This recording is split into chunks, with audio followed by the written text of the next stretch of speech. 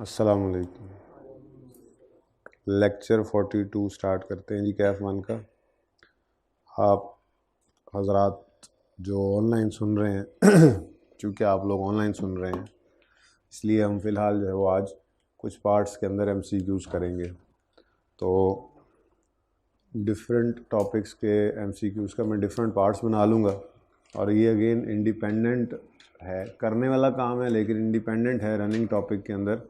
आप इसको शायद बोरिंग कॉस्ट के MCQs का थोड़ा सा ये है कि कोई एक दो पॉइंट्स मैं नए पढ़ा दूँ, तो इसीलिए मैं इस पार्ट को भी सबसे पहले रिकॉर्ड कर रहा हूँ। कोशिश करूँगा इसको कि ये कोई 30 मिनट्स के आसपास ही रहे। फिर उसके बाद नेक्स्ट पार्ट में IS 36 के MCQs कर लेंगे, उसके बाद फिर देखते हैं हिम्मत हुई तो 16 के भी कर लेंगे। ठीक है, okay ji. One by one शुरू करते हैं। पेज नंबर है 96।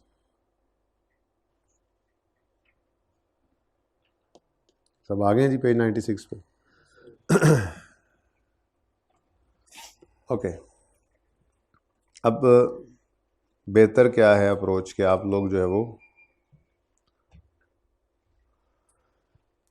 यहाँ से पहले पढ़ते जाएं, उसके बाद फिर मैं आपको आंसर बताऊं, फिर चेक करते जाएंगे हम। ठीक है ना, एक नज़र आप पहले पढ़ लें ताकि which two of the following statements below regarding IS 23 borrowing cost are correct. कौन सी दो स्टेटमेंट्स करेक्ट हैं, कौन सी दो स्टेटमेंट्स करेक्ट हैं। कहता है borrowing cost must be capitalised if they are directly attributable to qualifying asset. बिल्कुल। अच्छा, इसका कॉन्टेक्स्ट मैं थोड़ी देर में समझाता हूँ ये इस तरह से क्यों लिखा गया है, लेकिन ए के बाद सी पढ़ें, सॉरी ए के बाद डी पढ़ें। Boring costs may be capitalized if they are directly attributable to qualifying assets। जी, यहाँ पे must भी लिखा हुआ है और यहाँ पे may भी लिखा हुआ है। क्या हमने अब कोई IS 23 में ऑप्शन पढ़ा? उन्होंने कहा कि जी अगर क्वालिफाइंग एसेट है, उसको बनाने के लिए आपने लोन लिया है, उस लोन पे आपने इंटरेस्ट पे किया है, तो चाहो तो उसे कैपिटलाइज करो, चाहो तो एक्सपेंस आउट कर दो। क्या ऐसी कोई बात हमने सुनी है? असल में ना ये गालिबन 2001 में हमारे भी मतलब मैट्रिक से पहले के ज़माने की बातें हैं, शायद बोरिंग कॉस्ट का स्टैंडर्ड ऑप्शन देता था कि आपने इंटरेस्ट को अगर क्वालिफाइंग एसेट के ऊपर लोन ले, क्वालिफाइंग एसेट के लिए लोन लेकर पे किया इंटरेस्ट, तो उस इंटरेस्ट को आप चाहो तो एक्सपेंस आउट कर दो, चाहो तो कैपिटलाइज कर दो। मेरे ख्याल में उस वक्त ये ऑप्शन देता था, लेकिन जब 2001 के अंदर ये स्टैंडर्ड चेंज हुआ तो उस वक्त फिर IS 23 ने, नए स्टैंडर्ड ने इस चीज़ को मस्ट कर दिया कि अगर बोरिंग कॉस्ट इनकर हुई है ऐसे लोन पे जिसको आपने यूज़ किया है किसी क्वालिफाइंग एसेट के अंदर, उसकी कंस्ट्रक्शन में, इंस्टॉलेशन में, तो ऐसे इंटरेस्ट को लाजमी एसेट की कॉस्ट में ऐड करना है। ठीक है ना, तो इसलिए बोरिंग कॉस्ट जो डायरेक्टली एट्रीब्यूटेबल हो टू आ क्वालिफाइंग एसेट वो लाजमी है कि कैपिटलाइज की जाए, तो ये सही है। अच्छा, बोरिंग कॉस्ट शुड सीज रोक देनी है to be capitalise once the related asset is substantially complete. बिल्कुल सही है, लेकिन इस चीज़ इस पॉइंट के अंदर जो हमने चीज़ पढ़नी है वो सब्सटेंशियली कंप्लीट है। ठीक है, सब्सटेंशियली कंप्लीट का मतलब क्या है? हाँ, मतलब ये है कि अगर मिसाल के तौर पे डेकोरेशन रहती है, सारी बिल्डिंग बन गई है, उसकी डेकोरेशन रह गई है, ठीक है, या मतलब वो डेकोरेशन या फर्निशिंग रहती है, फर्नीचर इंस्टॉल होना है, फर्नीचर इंस्टॉलेशन लेफ्ट, तो स्टैंडर्ड ये कहता है कि हम इसको क्या कहेंगे कि ये सब्सटेंशियली कंप्लीट हो गया है। ये क्या हो गया जी? सब्सटेंशियली कंप्लीट हो गया है। तो स्टैंडर्ड ने ये नहीं कहा कि जब एसेट बिल्कुल मतलब उसकी फर्निशिंग हो गया, एसेट है ना, बिल्डिंग है मिसाल के तौर पे, तो वो कहता है जी बिल्डिंग कंप्लीट ही है। अब आपने उसको, यूज़र ने आके कहा है आपको, जिस बंदे के लिए आपने बनाई है उसने कहा है ठीक है जी सारी बिल्डिंग्स ऐसे ही बनती हैं, लेकिन ज़रा मुझे यहाँ पे ज़रा जो है वो पर्दे इस तरह से लगा दें, ज़रा जो है वो खिड़की के ऊपर जो है वो शीशे का रंग इस तरह का कर दें, मुझे ज़रा ये पसंद नहीं आया, यहाँ पे जो है वो आप फर्नीचर को इस तरह से कर दें, यहाँ कोई नई चीज़ आप लगा दें, बिल्डिंग तो बनी हुई है, ठीक है, सफाई सुथराई कर दें जी, अभी ज़रा गंद शंद पड़ा हुआ है। तो स्टैंड ये कहता है कि सब्सटेंशियली कंप्लीट हो चुका है एसेट ऐसी सूरत हाल में, तो आपने बोरिंग कॉस्ट को रोक देना। बोरिंग कॉस्ट कब रुक जाएगी? स्टैंडर्ड के ये अल्फाज हैं कि जब सब्सटेंशली कंप्लीट हो जाए, ठीक है। बस यही ऑलमोस्ट फ़र्क है जो मैंने आपको बता दिया। सब्सटेंशली कंप्लीट हो गया, डेकोरेशन रहती है, तो रेडी टू यूज़ शायद नहीं है, ठीक है ना। इसके लिए मैं आपको ज़रा ये पॉइंट पूरा कर लें, उसके बाद फिर मैं आपको बताता हूँ किताब के कौन से सफ़े को आपने रेफ़र करना है। जो मैंने कहा था थोड़ा बहुत मैंने हल्का फुल्का आपको रीड करवाना है।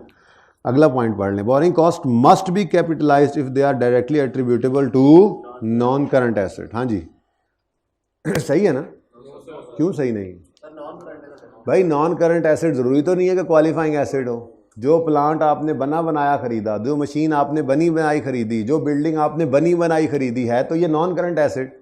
लेकिन ये तो रेडी टू यूज़ और सेल है, ready for its intended use और सेल। वो पहली एग्जांपल याद करो।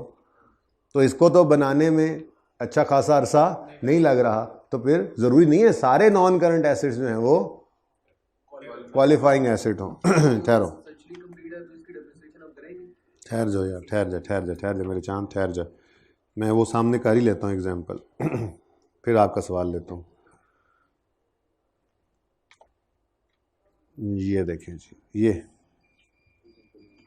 क्वालिफाइंग एसेट जो necessarily take a substantial period of time to get ready for its intended use और सेल। कंस्ट्रक्शन कंपनी ने ब्रिज बनाना है जो 6 साल में बनेगा, क्वालिफाइंग एसेट। बहुत ही सोफिस्टिकेटेड सर्किट है, कंपनी मैन्युफैक्चर कर रही है, लेकिन वो बहुत ज़्यादा है। मैंने कहा ये तो मैस प्रोड्यूस इन्वेंट्री है, ये तो 1 मिनट में 1 घंटे में कई बन रहे होते हैं, क्वालिफाइंग एसिड नहीं। पावर प्लांट 10 महीने में होगा, क्वालिफाइंग।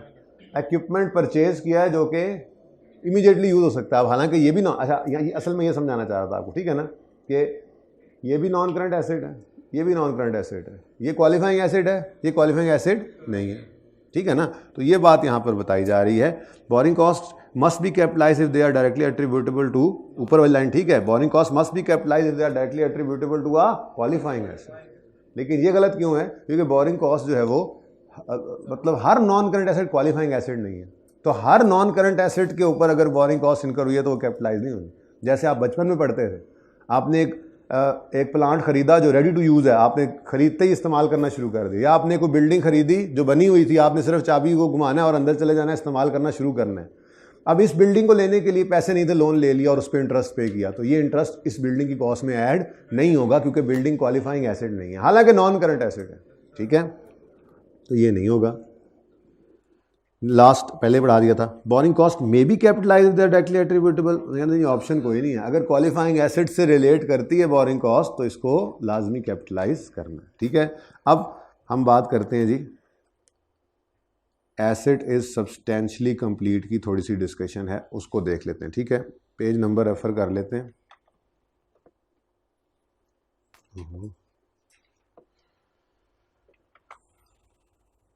ये भी इधर ही आ गया वापस।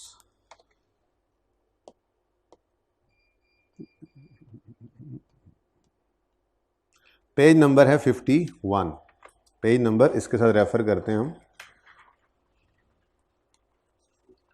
यहाँ पे लिख लेंगे ना, रेफर पेज नंबर 51। पहुँच गए जी सब? पेज 51 पे है, कब स्टार्ट करें, कब सस्पेंड करें, कब सीज करें। कमेंसमेंट शुरू करना, हमने वो 3 रूल पढ़ रखे हैं। सस्पेंशन आर्जी तौर पे रोकना, आर्जी तौर पर रोकना, या इसको यूं कह दें रोकना, और सिदेशन बंद कर देना, ठीक है ना। यही फर्क बनता है ना। अच्छा चलो, अब सबसे पहले जो चीज़ मैं लेकर आया हूं रेफरेंस के तौर पे वो पढ़ा देता हूं। सीजेशन कब बंद कर दें ऑफ कैपिटलाइजेशन, कब बंद करें? कहता है जी entity shall cease capitalising borrowing costs when substantially all activities necessary to prepare qualifying asset for its intended use or sale are complete। ठीक हो गया जी। ये तो हो गया हमारा रूल। अब इसकी थोड़ी सी तफसील भी देख लेते हैं।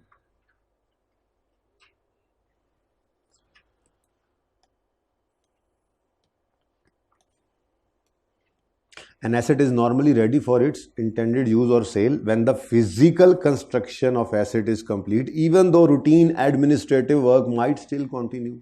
थोड़ी सी बात समझ आ रही है? ठीक है, तो कब वो कह रहा है जी, कब हम समझेंगे कि ये इंटेंडेड यूज और सेल के लिए ज़रूरी है? जब when physical construction of asset is complete, even though routine admin work might still continue.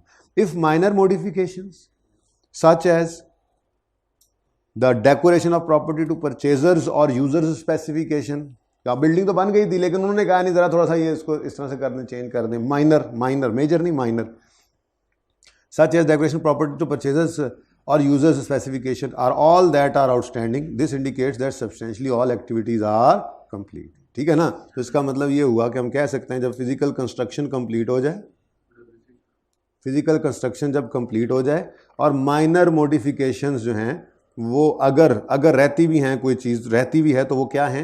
Minor modifications user की जो है वो स्पेसिफिक नीड्स के हिसाब से, तो हम क्या कहेंगे? एसेट यार जो है ना उसकी substantially all the activities complete हो गई। ठीक है, आगे कहता है when an entity completes construction of a qualifying asset in parts, ये मतलब ये एक इंडिपेंडेंट सी बात है, बहरहाल मतलब ऊपर वाली बात ख़त्म हो गई है। इसमें वो ये कह रहा है कहता है मिसाल के तौर पे आपने एक बिल्डिंग ब्लॉक बनाने को शुरू किया है। अब बिल्डिंग क्वालिफाइंग एसेट अगर बना रहे हैं तो ठीक है, लेकिन जैसे आपने देखा होगा हॉस्टल्स के अंदर ऐसे ब्लॉक्स बने होते हैं, ठीक है जी, कि ये अबू बकर ब्लॉक है, ये उमर ब्लॉक है, ये उस्मान ब्लॉक है, ऐसे हॉस्टल्स के अंदर नाम होते हैं ना। ठीक है, अब हर ब्लॉक इंडिपेंडेंटली यूज़ हो सकता है दूसरे के, ठीक है। अब आप कंस्ट्रक्ट तो क्या कर रहे थे? हॉस्टल बिल्डिंग्स, क्वालिफाइंग एसेट है, लेकिन इनकी नेचर ऐसी है कि हर बिल्डिंग का जो पार्ट है वो इंडिपेंडेंटली यूज़ हो सकता है बाकियों से। तो स्टैंडर्ड कहता है फिर ये नहीं करना कि सारी हॉस्टल बिल्डिंग्स जब तक कंप्लीट ना हो जाएं आप कहें कि जी अभी तक क्वालिफाइंग एसेट बन रहा है तो कैपिटलाइज करते रहें इंटरेस्ट को, बल्कि जो बिल्डिंग बनती जाए उस पर capitalisation of borrowing cost cease करते जाए, जैसे उसके ऊपर बाकी कॉस्ट आपने सीज कर देनी है कंस्ट्रक्शन वगैरह की। ठीक है ना, ये लिखा हुआ है यहाँ पे, आप पढ़ो।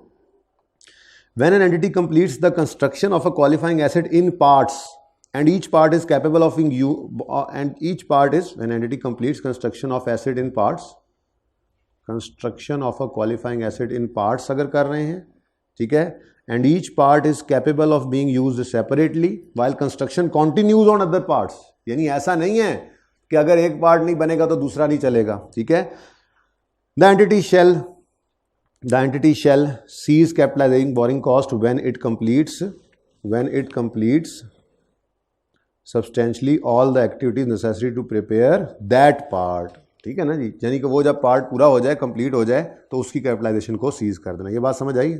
इसमें ना अब दो चीज़ें होंगी। एक तो एग्जांपल मैंने दे दी कि जैसे हॉस्टल्स हैं, हॉस्टल बिल्डिंग है, उसमें डिफरेंट ब्लॉक्स हैं, तो हर block capable of being used separately है, तो जो पार्ट कंप्लीट होता जाए उस पर कैपिटलाइजेशन को रोकते जाओ। ठीक है, एक और एग्जांपल, वो एग्जांपल है हम एक फैक्ट्री लगा रहे हैं, उस फैक्ट्री के अंदर एक प्रोडक्शन प्रोसेस है। वो प्रोडक्शन प्रोसेस ऐसा है कि सबसे पहले जो है वो लेट्स से ये स्पिनिंग मिल है, ठीक है जी, तो वो कॉटन बेल्स जो हैं वो खोलकर एक साइड से एक प्लांट में डाली जाती हैं, एक कमरे में वो उनको जो है वो नरम करके फिर आगे एक अगले कमरे में चले जाते हैं। वो सिस्टम मतलब एक मशीनरी लगी होती है, वो अगली मशीनरी में भेज देती है, अगले कमरे में दूसरी मशीनरी लगी होती है, ठीक है, वो स्पिनिंग स्टार्ट कर देती हैं, फिर उससे आगे लूम्स लगी होती हैं, वो वहाँ पे धागा बना रही होती हैं, फिर उससे आगे इस तरह से। तो ये एक इंटीग्रेशन है, ये एक पूरी स्पिनिंग मिल जो है उसके अंदर कई सारे प्रोसेस जो हैं वो इंटीग्रेटेड है। ठीक है ना, अब आप ये नहीं कह सकते कि जनाब अगर पहले आपने स्पिनिंग मिल स्पिंडल्स लगा दी हैं तो आपकी जो है वो पिछला सारा प्रोसेस जो है वो भी कंप्लीट हो गया, हालांकि वो नहीं हुआ। या पहला लगा दें तो कहेंगे जी अब आप स्पिनिंग मिल को कहेंगे ये बन गई, ऐसा नहीं है, क्योंकि ये प्रोसेस ऐसा है जो कॉन्टीन्यूस है। तो इस केस के अंदर आपको जब तक पूरी स्पिनिंग मिल बना ना लें तब तक आप बोरिंग कॉस्ट को कैपिटलाइज करेंगे। आप ये नहीं कहेंगे रेडी टू यूज़ नहीं ना होगा, इंटेंडेड ऑफ ये capable of being used independently नहीं है। बिल्डिंग का क्या था, हॉस्टल ब्लॉक्स का क्या था, capable of being used separately थे।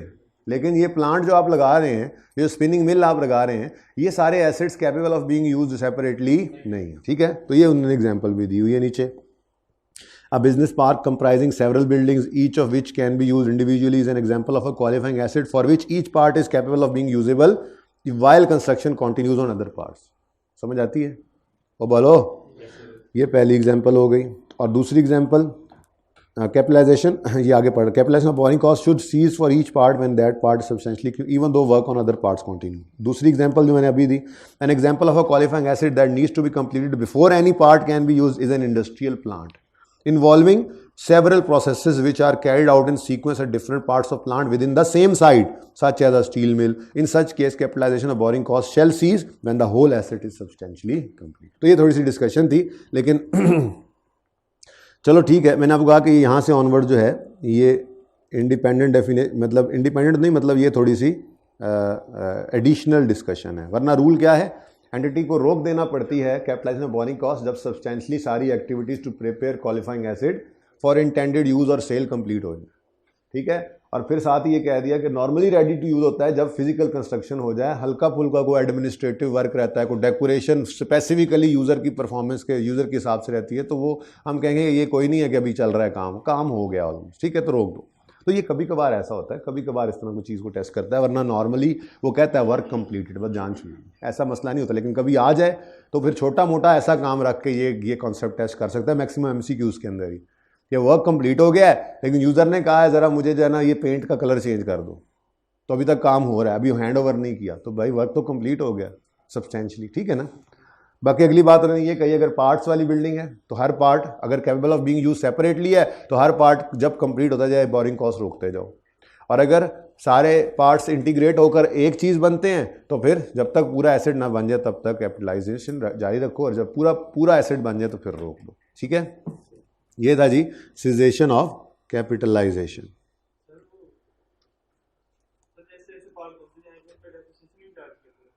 जी ये तो देखने की बात है ना, पार्ट अगर बन रहे हैं और वो बिल्डिंग है तो बिल्कुल उस पर करते जाएंगे। अच्छा चलें, अब यहाँ पे आ ही गए हैं तो ये पेज 51, बहरहाल ये चीज़ एडिशनल है जी, माजरत के साथ ये वाहिद चीज़ ही पढ़ाऊँगा, मेरी कोशिश है उसके अलावा मैं कुछ ना पढ़ाऊँ, MCQs ही करेंगे, लेकिन ये ज़रा मैं पढ़ा रहा हूँ। और ये पहला पार्ट भी इसलिए रख रहा हूँ, अलग भी इसलिए रख रहा हूँ कि ये छोटा सा पार्ट सबसे पहले आप ये तो सुनेंगे ही ना, जो भी आज सुनने बैठेगा यूट्यूब पे। लेकिन अगर कोई बच्चा लेट्स से कल क्लासेस ऑन हो जाती हैं, परसों हो जाती हैं, जब आता है तो जो क्लास कंटिन्यू होगी उसमें आके बैठेगा तो उसका इससे कोई ताल्लुक नहीं होगा कि उसको अगली क्लास समझ ना आए, ये इंडिपेंडेंट ही है, ये ऐसे ही पढ़ाना था मैंने, ठीक है ना। अच्छा जी चलें, अब कमेंसमेंट भी पढ़ लेते हैं। कब शुरू करें, हमने क्या रूल पढ़ रखा है, कैपिटलाइजेशन ऑफ बोरिंग कॉस्ट कब शुरू करते हैं, जब स्पेसिफिक लोन के केस में, जब एक और ओपन करने दो फाइल मुझे, और अब मुझे जाने दो मुझे मत रोकना इधर।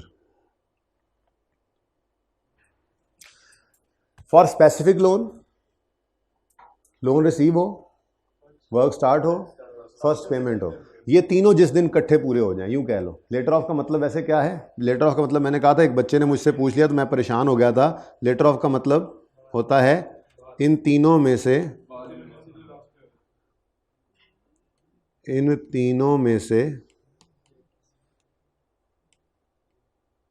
जो लास्ट में हो।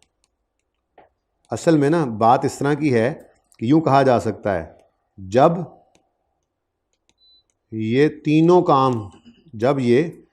तीनों फुलफिल हो जाएं, ये भी मतलब है ना इसका, जब ये तीनों फुलफिल हो जाएं। क्या मतलब, लेटर का मतलब ही क्या है, बाद में। अगर कमेंसमेंट डेट यकम मार्च है तो इस यकम मार्च पे वर्क भी स्टार्ट हो चुका है, कंस्ट्रक्शन की पेमेंट भी हो चुकी है और लोन ऑलरेडी रिसीव्ड है, ठीक है। आप 3 डेट्स कर लो, ये यकम जनवरी कर लो, ये यकम मार्च कर लो, ये यकम अप्रैल कर लो, तो कमेंसमेंट डेट क्या बनी, यकम अप्रैल, क्योंकि यकम अप्रैल वो डेट है जिस पे लोन भी आ चुका हुआ है, काम भी शुरू हो चुका हुआ है और पहली पेमेंट भी हो चुकी हुई है, ठीक है ना। अच्छा, तो ये तो हो गया स्पेसिफिक लोन। स्पेसिफिक लोन के लिए कमेंसमेंट कब, लेटर ऑफ ये 3 डेट्स। जबकि जनरल लोन के लिए कमेंसमेंट कब, जब जनरल लोन में से पेमेंट हुई, तो हम ये कहते हैं कि फिर बोरिंग कॉस्ट इनकर होना शुरू हो गई ना, क्वालिफाई। जनरल लोन पे जो इंटरेस्ट था वो पहले प्रॉफिट एंड लॉस में जा रहा था, लेकिन जब जनरल लोन में हाथ डाल के पैसे निकाले और उसको अपने क्वालिफाइंग एसेट में यूज किया तो उस दिन से ये पैसा जनरल लोन वाला एसेट में यूज हो गया, तो उस दिन से बोरिंग कॉस्ट इधर इनकर होना शुरू हो जाएगी, तो फिर ऐड भी यहीं पे करेंगे, ठीक है ना। चलो अब पढ़ते हैं इसको। An entity shall begin capitalizing borrowing costs on the commencement date. The commencement date is the date when entity first meet all of the following conditions. Number 1, it incurs expenditure for the asset. ठीक है जी, जिसको हमने यूं बोल दिया था first construction payment.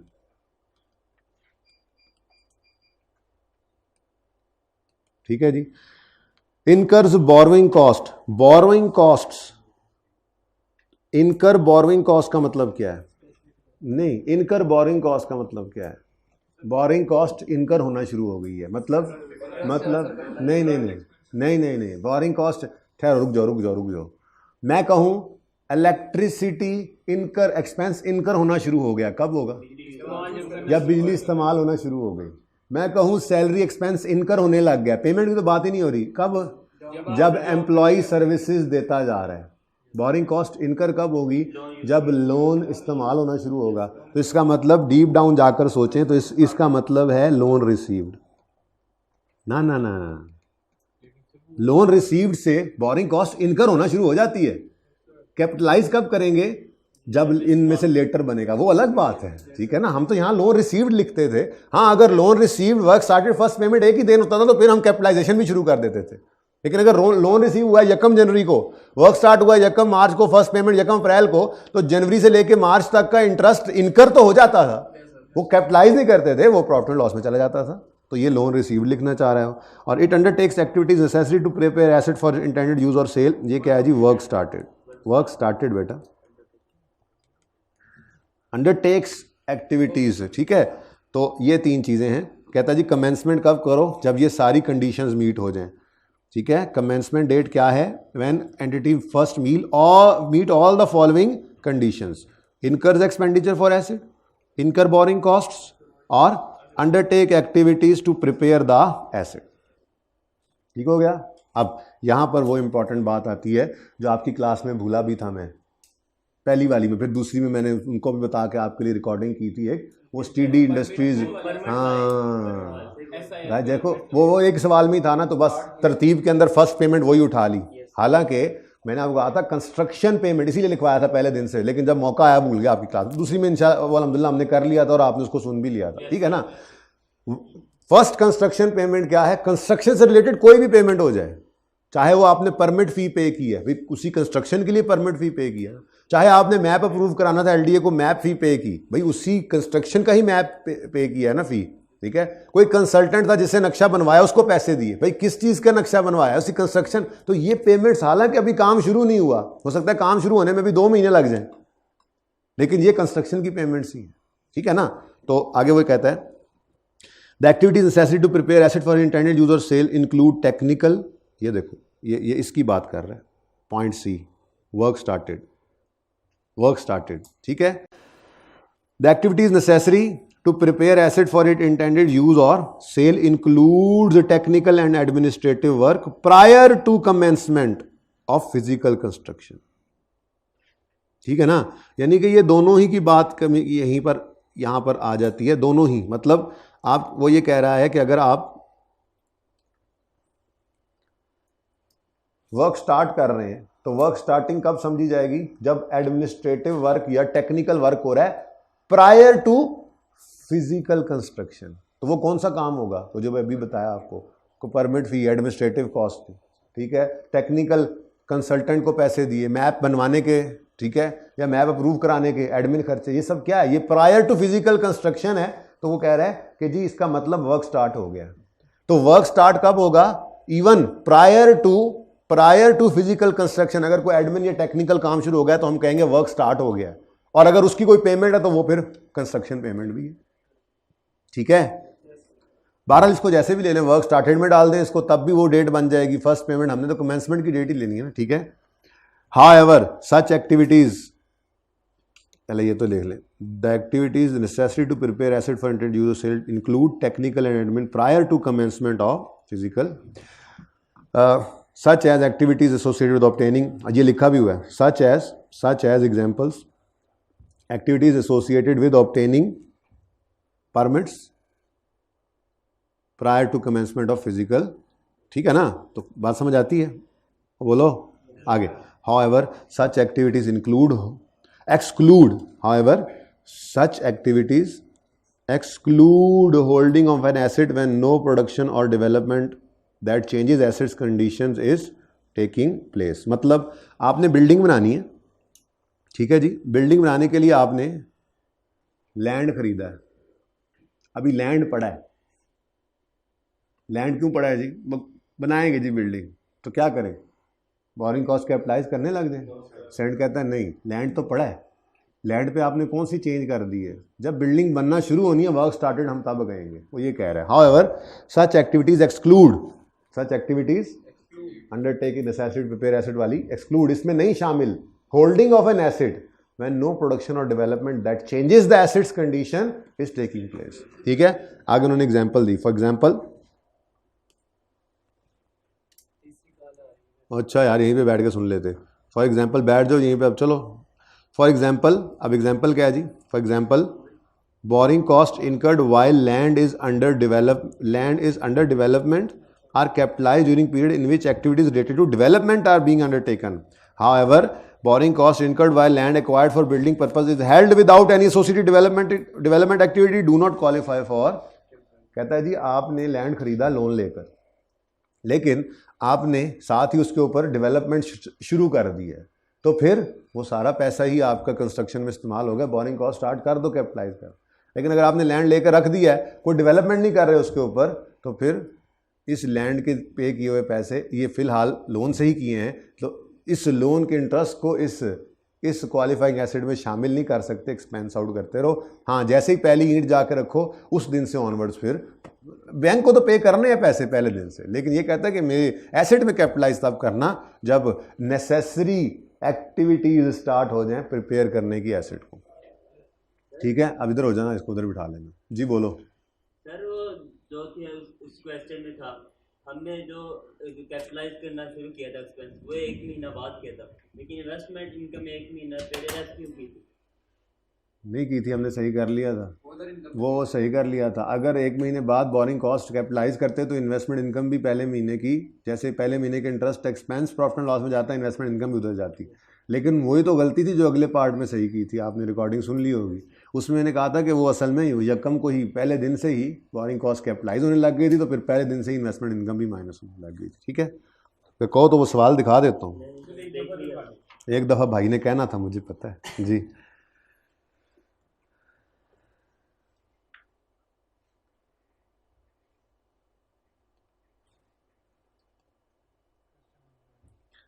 ये असल में ये आप कह रहे हैं यहाँ पर इंटरेस्ट एक्सपेंस स्पेसिफिक लोन का सिर्फ 1 महीने का हमने एक्सपेंस आउट किया था, और ये आखिरी वाला महीना था, ठीक है, ऐसे ही है शायद, ठीक है।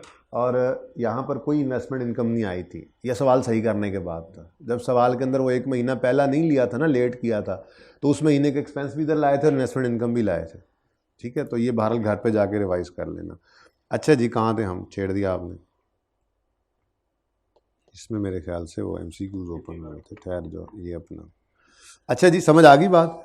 तो कमेंसमेंट कब करेंगे, जब एक्सपेंडिचर एसेट पे इनकर होने लग जाए, बोरिंग कॉस्ट इनकर होने लग जाए और काम शुरू हो जाए। तो ये स्पेसिफिक लोन के लिए, जनरल लोन का तो वैसे ही बड़ा आसान लोन है। जनरल लोन के लिए तो क्या है, क्योंकि जनरल लोन ऑलरेडी एग्जिस्टिंग होते हैं, एग्जिस्टिंग लोन है तो इंटरेस्ट तो बोरिंग कॉस्ट तो इनकर हो रही होती है। कैपिटलाइज कब करें, जिस दिन जनरल लोन ने एसिड में इस्तेमाल होना है, यानी डायरेक्टली एट्रीब्यूटेबल, ऊपर लिखा हुआ है, इंशाल्लाह वो होमवर्क में दूंगा ना जब ऊपर वाली थ्योरी किसी दिन, ठीक है ना, वो पढ़ेंगे आप। वो बोरिंग कॉस्ट कैपिटलाइज कौन सी होती है, जो डायरेक्टली एट्रीब्यूटेबल हो क्वालिफाइंग एसेट से। अब जनरल लोन का इंटरेस्ट तो बहुत ज़्यादा होता है, हम कितना कैपिटलाइज करते हैं, जितना वो लोन इस कंस्ट्रक्शन में इस्तेमाल हो और जिस दिन से ऑनवर्ड्स वो इस्तेमाल होना शुरू हो, ठीक है जी। तो कमेंसमेंट और सस्पेंशन, लो जी, कमेंसमेंट भी हो गया, सिजेशन भी हो गया, अब बीच में आई सस्पेंशन। सस्पेंशन रूटीन और नॉन रूटीन थी, ठीक है ना। रूटीन को इग्नोर करते हैं, नॉन रूटीन को कंसिडर करते हैं। क्या मतलब, उस अरसे की, जिस अरसे की नॉन रूटीन सस्पेंशन हो उसको हम, उसमें हम जो है वो इसको बोरिंग कॉस्ट कैपिटलाइज करना रोक देते हैं और इन्वेस्टमेंट इनकम माइनस करना रोक देते हैं और जनरल लोन का इंटरेस्ट भी कैपिटलाइज करना रोक देते हैं, ठीक है ना। बस एसेट की उस वर्किंग, बोरिंग कॉस्ट भी कैपिटलाइज वाली वर्किंग में वो अरसा नहीं आता, वैसे वो प्रॉफिट एंड लॉस में तो जाता है। अगर एक्सपेंस है तो वो है, बैंक तो लेगा उस अरसे के। अगर कोई इन्वेस्टमेंट इनकम हुई है तो आप अदर इनकम में लिखेंगे, बस बोरिंग कॉस्ट भी कैपिटलाइज वाली वर्किंग में नहीं आने देते। पढ़ते हैं, an entity shall suspend capitalisation during periods in which it suspends active development of a qualifying asset. It suspends, बात समझ आई है? देखो क्या कह रहे हैं जी, सस्पेंड कर दो कैपिटलाइजेशन, सस्पेंड कर दो capitalisation during the period in which suspended है एक्टिव डेवलपमेंट। ठीक हो गया, एक्टिव डेवलपमेंट।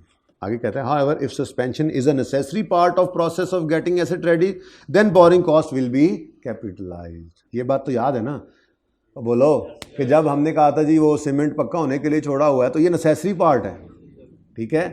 लेकिन अगर कोई लेबर स्ट्राइक कर दे तो ये क्या है, ये सस्पेंडेड है एक्टिव डेवलपमेंट, ठीक है ना। इसके लिए स्टैंडर्ड एक लफ्ज़ भी इस्तेमाल कर लेता होता है अक्सर, when it suspends active development of qualifying acids, इसको यूं भी कह देता होता है कि ये एक्सटेंडेड पीरियड्स हैं।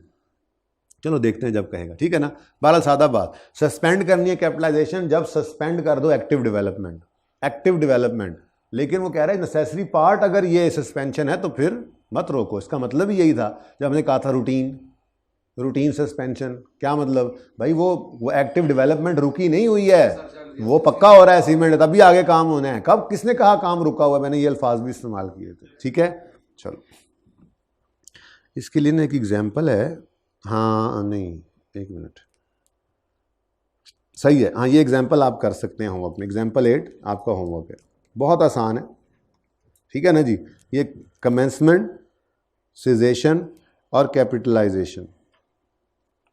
एग्जाम्पल 9 भी साथ ही कर लीजिएगा, मैं इसको फिर कल इंशाल्लाह डिस्कस करूँगा। मुझे आते साथ याद करवाना है ये दोनों, ठीक है, ये दोनों एग्जाम्पल्स। लेकिन आपको ज़रूरत ही नहीं पड़ेगी डिस्कस करने की, जो मैंने बातें की हैं इन बातों को थोड़ा सा एक्सप्लेन किया गया, ठीक है। एग्जाम्पल 8 और 9 आपने कर लेनी है, बहुत आसान है। बस यही लिखा हुआ है, कब सस्पेंड करें, कब ना करें, क्या करें, क्या मतलब कब स्टार्ट करें, कब रोक दें, ये जो बातें पढ़ के आए हैं ना, इसकी थोड़ी सी एग्जाम्पल है। ओके, इंटरेस्ट और लोन पे करना है, जो क्वेश्चन हम जनरल लोन में से किया था, जनरल लोन में से उसकी कमेंसमेंट क्यों 1 महीना रोकी थी?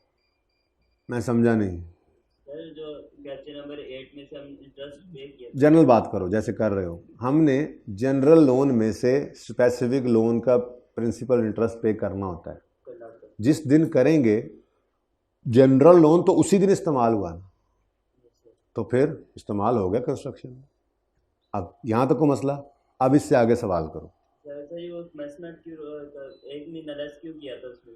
वो सस्पेंशन जब आ गई थी और वो नॉन रूटीन थी, ये उसकी बात कर रहे हो, तो वो तो भाईजान उस अरसे का इंटरेस्ट, चाहे एक्सपेंस, ये स्पेसिफिक लोन का इंटरेस्ट हो एक्सपेंस, चाहे उसकी सरप्लस की इन्वेस्टमेंट इनकम हो, चाहे जनरल लोन का इंटरेस्ट एक्सपेंस हो, वो हमारी बोरिंग कॉस्ट भी कैपिटलाइज वाली वर्किंग में नहीं आता। हाँ, ये नहीं है कि हमने माफ़ तो बैंक ने नहीं करना, माफ़ तो स्पेसिफिक लोन वाला भी नहीं करना। सस्पेंशन पीरियड आ गया तो क्या आपको बैंक माफ़ कर देगा कि जी आपका 1 महीना काम रुका रहा, इंटरेस्ट मत दो? बोलो, अभी बात यही करके हटा था, ठीक है ना। वो 1 महीने का प्रॉफिट एंड लॉस में जाएगा एक्सपेंस, चाहे वो स्पेसिफिक लोन का था, चाहे वो जनरल लोन का था, चाहे वो इन्वेस्टमेंट इनकम थी, वो अदर इनकम बन जाएगी, इस वर्किंग में नहीं आएगी, ठीक है जी। बोले यार पता नहीं, आप खुद से पूछ लेना, मैंने जनरल इसलिए कहा सवाल को कर दो। एक मिनट पहले थोड़े हालात खराब ने, तुसी भी कर यार, मेरी बात सुनो। वैसे बाय द वे मतलब हालात पहले ही बड़े ख़राब ने, मैं अगे बड़ा परेशान बैठा हुआ, तुसी मेहरबानी को मैंने होर परेशान ना करो, ठीक है ना। हाँ मैं बता रहा हूँ, अभी मैंने ना यहाँ पे जुर्माना कर देना, जाके समोसे लाने पड़ेंगे सबके लिए जिसने लड़ाई की। हाँ कौन था? नहीं इधर से। अच्छा जी सुनो यार, सुनो, कौन सा, सुन लो, चुप कर जाओ, खबरदार जो कोई बोला तो। बंदे थोड़े ही होते हैं यार। चल भाई आ जा, एंड पे ना जाएं, जा रहा हूँ भाई, जा रहा हूँ। चलो जी अब फटाफट एमसीक्यू ख़त्म करें, इस पार्ट को रोकें, उसके बाद ब्रेक करते हैं, ठीक है? फिर इंशाल्लाह करते हैं इस मसले का को हल, मैं करता हूँ तुम्हारे साथ। 96 पे आ जाओ जी। अच्छा जी अब जल्दी से करना, कितनी देर हो गई अभी रिकॉर्डिंग शुरू है? बस इसको कोशिश करके ना 10 से 15 मिनट में हमने लपेटना है, ठीक है ना? 10 से 15 मिनट। अब आपके कैलकुलेटर्स बाहर होने चाहिए, उस वक्त ना उखड़ खुड़ खिड़ खुड़ हो रही हो, कैलकुलेटर हाथ में हो, तैयार हो, कैलकुलेशन को करनी पड़े तो, ठीक है? जल्दी जल्दी पढ़ते जाएं। डिस्कशंस मैंने कर दी हैं, जो एमसीक्यूज में करनी थी ना, मैंने कहा चलो ज़रा अलग से कर लेते हैं, ठीक है? Fine limited received a 10 million loan at 7.5 on 1st April. The loan was specifically issue to finance the, हाँ जी स्पेसिफिक लोन है, okay. Construction of store commenced on यकम May and it was completed and ready for use on 28 February, but did not open for trading until 1st April. इसको तो छोड़ो ना, उसने सब कुछ ही छोड़ दिया, ठहर सारी फाइलें बंद हो गई। चलो ये तो खुली जी भाई। Loan received 1st April, construction started 1st May, ठीक है, और कंस्ट्रक्शन कंप्लीट हो गई 28 फरवरी को। अच्छा अब लोन तो 1 अप्रैल को रिसीव हुआ है, ठीक है, और वो इशू किया ही किस लिए किया है? To finance building of new store. Construction of store commenced on 1 May, ये तो लिखा हुआ है, वर्क स्टार्टेड 1 मई को है। फर्स्ट पेमेंट कहीं लिखा हुआ है सवाल में, तो इसका मतलब नॉर्मल है, नहीं है जो नहीं है, ठीक है। यूँ समझ लेंगे कि जिस दिन काम शुरू हुआ है उसी दिन ही पेमेंट करेंगे, फिर खामोशी केस में नॉर्मल की तरफ जाते हैं ना, ठीक है। तो loan received 1 April, construction of store commence 1 May, तो कमेंसमेंट कब की बनी जी? 1 मई 2017, ठीक हो गया जी। उसके बाद सीजेशन वर्क कंप्लीशन पे होनी है जी, तो वो है 28 फरवरी 18। अच्छा but did not open till, छोड़ो यार हमें इससे क्या, बन गया ना एसिड, नहीं ओपन किया तो उनका मसला, हमारा मसला है, बोलो। How much should be recorded as, हाँ 625 इज द इनकरेक्ट आंसर। तेजी की। अब जरा ध्यान से देखो, एमसीक्यूज में भाई और कुछ नहीं है, सिर्फ रिक्वायरमेंट को ध्यान से पढ़ना है, जो कि आपने नहीं पढ़ा, हाँ समोसों की वजह से नहीं पढ़ सके आप, आपको पता है आप पे पढ़ गए हैं, अब नहीं पढ़ सके आप, ठीक है। आपने ध्यान ही नहीं दिया कि वो कह रहा है फाइनेंस कॉस्ट कितनी है, जो के जाएगी,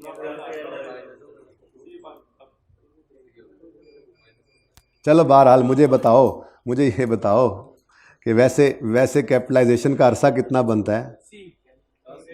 1 मई से, मई जून जुलाई अगस्त सितंबर अक्टूबर नवंबर दिसंबर, अब सी रुको, हाँ कितने महीने? ये 10 महीने तो कैपिटलाइज करने हैं, ठीक है।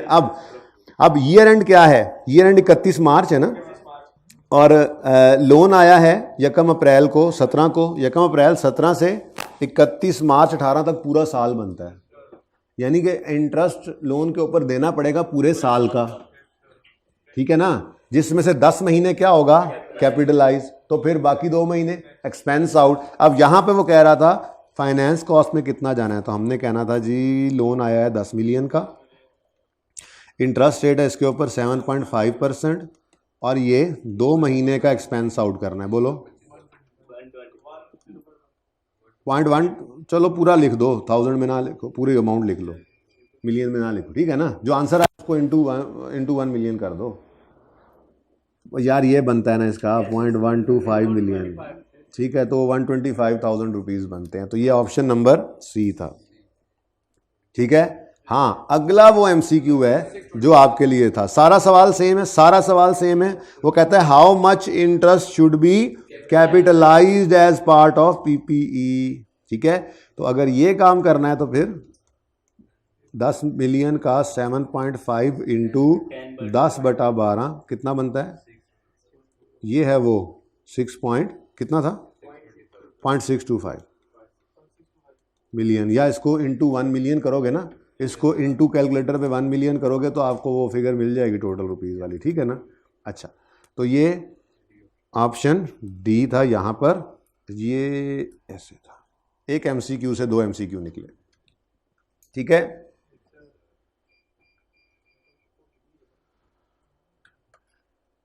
अल्लाह,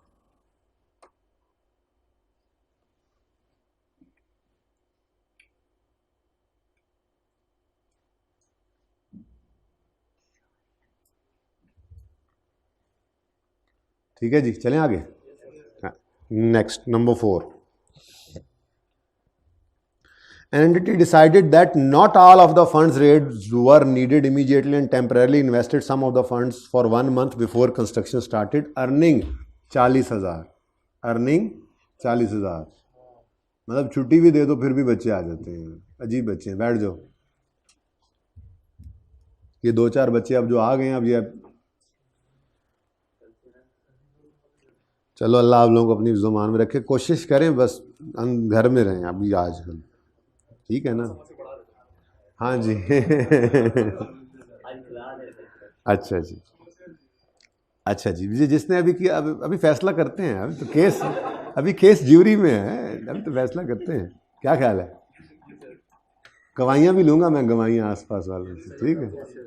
बाकी हो सकता है फिर एंड पे मैं ही हूँ मुजरिम, आखिर में मुजरिम हो सकता है मैं ही निकलूँ, लेकिन केस तो चलेगा। हाँ चलें। एन एंटिटी डिसाइडेड, वो कहते हैं जी कि सारे फंड्स अवेलेबल, सारे फंड्स जो हैं वो रिक्वायर्ड नहीं है, इसलिए इन्वेस्ट कर दो। तो 40,000 अर्न किया है, ठीक है जी। How should the 40,000 be accounted for in financial statements. अब वो कहता है entity decided not all funds raised were needed immediately and temporary invested some of the funds for 1 month. इसका मतलब जो फंड्स आए थे उसमें से कुछ इस्तेमाल हो गए, जो कुछ बचे थे वो इन्वेस्ट किए ना। जरा जुमले से समझो, इसका मतलब वर्क स्टार्ट हो गया है, पेमेंट हो गई है, कुछ जो बचा है फंड्स में से वो इन्वेस्ट हुआ है। तो 40,000 की इन्वेस्टमेंट इनकम आई है इनको। अब ये इन्वेस्टमेंट इनकम का क्या करें? वो कहता है नेट ऑफ कर दो इस अमाउंट को, net of the amount capitalise in property plant and equipment. आगे पढ़ लेते हैं, वैसे मुझे ये सही लग रहा है। Net of the amount capitalise in, तो स्टार्ट कहां नहीं हुई मुझे ये बता दो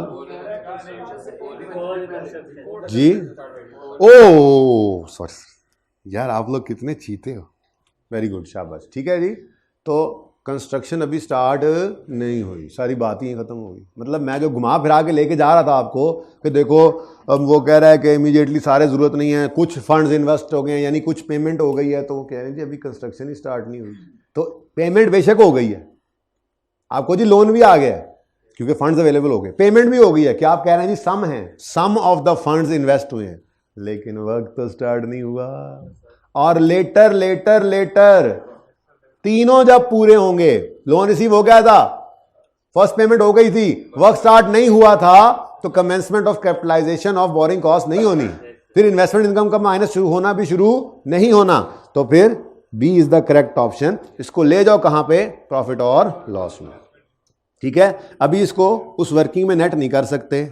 अदर कंप्रिहेंसिव इनकम तो आपको पता ही नहीं क्या होती है, अभी वैसे ही नहीं जाता उसमें, ठीक है, ये नहीं जाती वैसे उसमें। और लोन में से ही माइनस कर दो, हद होगी यार ऐसी फजूल बातें करने। B is the correct option.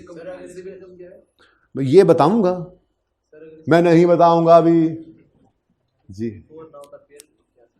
Before ना होता तो फिर जैसे बोला था वैसे कर लेते, फिर खामोश होता तो हम यही समझते कि यार अब देखो वो कुछ फंड्स बचे हैं तो सारे काम हो गए हैं, पेमेंट्स भी हो गई हैं, कमेंसमेंट शुरू हो गई, तो फिर एसेट की कॉस्ट में से माइनस करते, फिर ऑप्शन ए होता। लेकिन ऐसे ना कहा करो अगर ऐसा होता तो, ये अगर वाले सवाल ना किया करो। मैं यकीन मानो इससे मैं आपको मशवरा दे रहा हूँ, ये आपको मशवरा दे रहा हूँ, क्योंकि ऑप्शन सारे के सारे हम लेके आते हैं क्लास में, लेकिन अगर का मसला ये होता है कि उस वक्त सवाल को आप बदलते हो, किसी एक वेरिएबल को बदल के कहते हो सारा सवाल बदलें, उससे आप खुद परेशान होते हो। जो सामने सिचुएशन उसको समझते जाओ, that situation will also come इंशाल्लाह। वो नहीं जाती कहीं ना कहीं आएगी, क्लास वर्क में, होमवर्क में, नहीं तो टेस्ट तो है ही जी। जी क्यों नहीं हो सकती है, क्यों नहीं हो सकती है? एडवांस जो देते हैं फर्स्ट पेमेंट को, एडवांस वो कॉन्ट्रैक्टर जब आता है वो कहता है भाईजान पैसे दे दो, काम शुरू करना है। उसको पैसे देते हैं तो फिर जाके वो बंदोबस्त करता है, वो मजदूर इकट्ठे करता है, मटेरियल लेता है, मशीनरी लेता है, फिर काम शुरू होता है।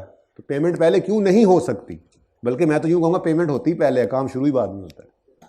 ये एक ही दिन हो सकता है, काम शुरू हुआ जिस दिन, पेमेंट भी उस दिन हुई। वर्क स्टार्ट पहले हो सकता है, पेमेंट बाद में भी हो सकती है। कोई आपका तगड़ा कॉन्ट्रैक्टर उसने कहा मैंने काम शुरू कर दिया, भाई ने एडवांस भेज दें, तो ये एनीथिंग कैन हैपन यार, कोई मसला नहीं, बी ओपन। जाहिर है, वो तो पहले ही कह चुका हूँ। चलें आगे, चलें, समोसों में बढ़ रहे हैं। अच्छा कोई और भी आ जाता ना इस केस में शामिल होता, कोई और। अच्छा, shine Limited had the following, ये जो जुमला होता है ना, ये ऐसे लोन पड़े हैं, had the following bank loans outstanding during the whole year, ठीक है ना। ये जनरल लोन की निशानी होती है, इस तरह से जुमला जो पड़ा होता है ना। देखो दो चीज़ें हैं याद रखना, स्पेसिफिक लोन की नॉर्मली दो निशानियां होती हैं, ये अंदाजे के लिए, वैसे तो वो बोल देता है, अब तो सवालों में वो बोलता है। आपने रिसेंट सवाल देखा था, वो कौन सा सवाल था, बुलान सबसे रिसेंट बुलान था, जो क्लियरली बताया हुआ था स्पेसिफिक और रनिंग फाइनेंस वो जनरल होती है, तो सवालों में आप बताता है, ठीक है ना। क्वेश्चन बैंक के कुछ सवालों में आपको कंफ्यूजन जरूर हुआ है, लेकिन उसकी वजह मैंने आपको बता दी। उसकी वजह यह है कि आई कैप की किताब के अंदर वो स्पेसिफिक लोन की हेडिंग में एग्जांपल आई है ना, तो थोड़ा बहुत उन्होंने प्लस माइनस कर भी दिया है, तो वो इसलिए किया है कि बात जो स्पेसिफिक लोन की चल रही है तो नीचे एग्जाम्पल उन्होंने दी हुई थी, फिर बात जो जनरल लोन की चल रही है तो नीचे एग्जाम्पल, तो ऐसे को प्लस माइनस थोड़ा बहुत हुआ है तो हुआ है, वैसे ऐसा होता नहीं है, वो बता देता है, ठीक है, क्लियरली बताता है। लेकिन फिर भी मैं आपको वैसे कुछ निशानियां बता रहा हूं, ये कोई कंक्लूसिव बात नहीं है। मैं कहता हूँ स्पेसिफिक लोन के बारे में कि नॉर्मली ऐसा होता है कि ये हम लेते ही कंस्ट्रक्शन के लिए, ठीक है, और दूसरी बात नॉर्मली ये सारा इस्तेमाल भी हो जाता है। ये दो चीज़ें आम तौर पे इसमें नज़र आती हैं, लेकिन ये भी कोई कंक्लूसिव एविडेंस नहीं है। मैं कहता हूँ 90% सवालों में ये निशानी आपको नज़र आएगी अगर आप देखेंगे तो, ठीक है। कि स्पेसिफिक लोन नॉर्मली मैं बात कर रहा हूँ, नॉट 100%, लेकिन नॉर्मली, ठीक है, ऐड कर लो,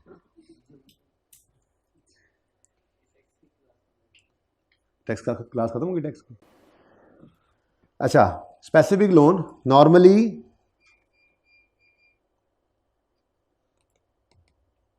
लेते ही प्रोजेक्ट के लिए, क्या मैंने पहले क्या बोला था, लेते ही प्रोजेक्ट के लिए या कंस्ट्रक्शन के लिए, क्या मसला है भाई आप।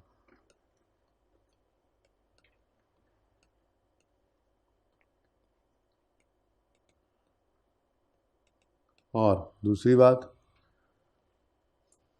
पूरा इस्तेमाल भी हो जाता है, नॉर्मली पूरा इस्तेमाल हो जाता है।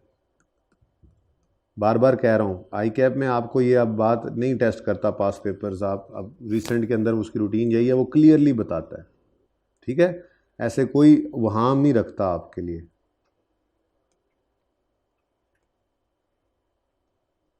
लेकिन चलें, नॉर्मली ऐसा होता है, नॉर्मली का मतलब कोई कंक्लूसिव एविडेंस नहीं है। ये ना हो आप कहो कि जी एक स्पेसिफिक लोन हमने लिया 120 मिलियन का, कंस्ट्रक्शन 100 मिलियन में पूरी होगी, तो आपको ये तो फिर स्पेसिफिक लोन नहीं है। वैसे सवाल में वो इंश्योर करता है इस चीज़ को कि स्पेसिफिक लोन जो हो वो सारा इस्तेमाल हो जाए, प्लस में कोई जनरल हो जाए तो हो जाए।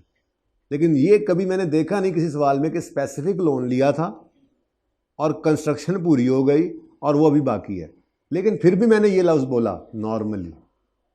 कभी हो जाए वो कह रहा हो loan specifically obtained for construction amounting to 120 और कंस्ट्रक्शन काम 100 में पूरा हो जाए, तो आपको नहीं ये तो पूरा खत्म नहीं हुआ, तो वो कह भी रहा है स्पेसिफिक, तो मैंने इसको जनरली कहना है, ऐसा जुल्म न ढा देना। लेकिन नॉर्मली ऐसा होता है, स्पेसिफिक लोन प्रोजेक्ट के लिए ही लेते हैं और पूरा इस्तेमाल भी हो जाता है, ठीक है ना। अच्छा, लेकिन क्या ये देखो, क्या यहाँ के लिखा हुआ है कि ये हमने प्रोजेक्ट के लिए लिया है? वो कह रहे पहले से ये हैं, Shine Limited had following bank loans, उनके पास ये हैं outstanding during whole of the year, और वो सारा साल आउटस्टैंडिंग भी रहे, यानी कि 12/12 किया आपने, ऐसे ही है। ओके, आगे बात कहता है कौन कौन से लोन्स हैं जी। 9% जो 2019 में वापस होना है, 11% जो 2022 में वापस होने। ठीक है जी, ये 2 लोन्स आ गए हैं। कौन से लोन्स हैं? कौन से?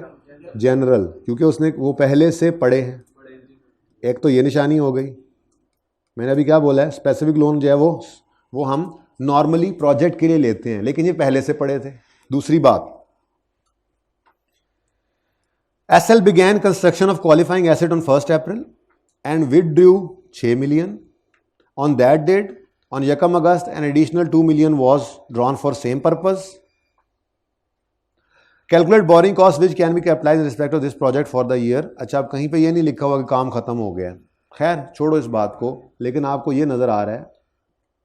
पहली बात, मैंने यहाँ पर तो मैं आया ही नहीं कि पूरा इस्तेमाल हुआ या नहीं हुआ, मैं तो इधर ही बता चुका हूँ आपको, ये लोन्स पहले से पड़े हैं जो पूरा साल आउटस्टैंडिंग रहे हैं। तो ये स्पेसिफिक लोन नहीं थे, जनरल बोरिंग्स थी, जनरल लोन से। ठीक है। दूसरी बात, अगर आप देखो तो ये तो पता नहीं 24 मिलियन और 15 मिलियन का लोन हमारे पास पड़ा है, लेकिन प्रोजेक्ट में तो सिर्फ 8 मिलियन लगा है। माना कि ये एमसीक्यू है, थोड़ा बहुत जो है इसके अंदर आपको क्लियरली वर्क कंप्लीशन की डेट नहीं दी हुई, दे देता तो अच्छा होता। कहीं लिखा हुआ है ऐसे वर्क कंप्लीट? ठीक है, कोई मसला नहीं जी। ईयर एंड आ गया, ठीक है, तो बस आप उसको रोक देंगे। लेकिन ये है कौन सा लोन? General loan. अब इसमें क्या करना पड़ेगा आपको चाहिए होता है, जनरल लोन के केस में चाहिए होता है पेमेंट की अमाउंट, ऐसा ही है 6 मिलियन, फिर पेमेंट की डेट 1 अप्रैल है, बोलो, और ईयर एंड 31 दिसंबर है। तो सस्पेंशन तो कोई है नहीं, सस्पेंशन हो नहीं रही वर्क कंप्लीट वाली, तो बस ईयर एंड तक ले आओ। अब रेट जो है वो एवरेज करना पड़ना है, लेकिन ये देख लो कि ये 9/12 तो होगा ही। फिर 2 मिलियन ये किस दिन पे किया आपने?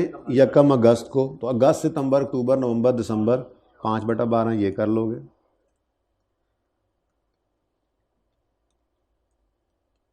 ठीक है। अब रह क्या गया? रेट वही मुश्किल नहीं है जी। 15 मिलियन लोन है, 9% करो, यहीं पे छोटी सी वर्किंग कर देते, 1.35, 24 इंटू 11% करो, 2.64। खैर जो इस 6 नीचे वाले मिलियन को हटाने दो ना मुझे जी। टोटल लोन कितना है? टोटल लोन है 39। टोटल इंटरेस्ट कितना निकला है? 3.99। अगर आपने रेट निकालना है तो अब इन दो चीज़ों को आप यूज़ करेंगे। आप कहेंगे जी रेट निकालना है तो interest divided by loan outstanding, वो कहता है पूरा साल आउटस्टैंडिंग रहा इसलिए हमने वही उठा लिया। ठीक है ना, whole of the year outstanding रहा ना, into 100 is equal to 10.23%।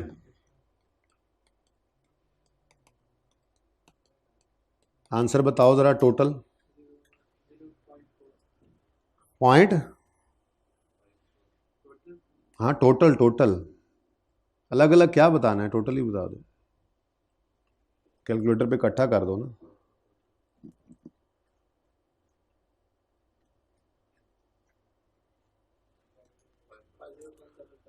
Five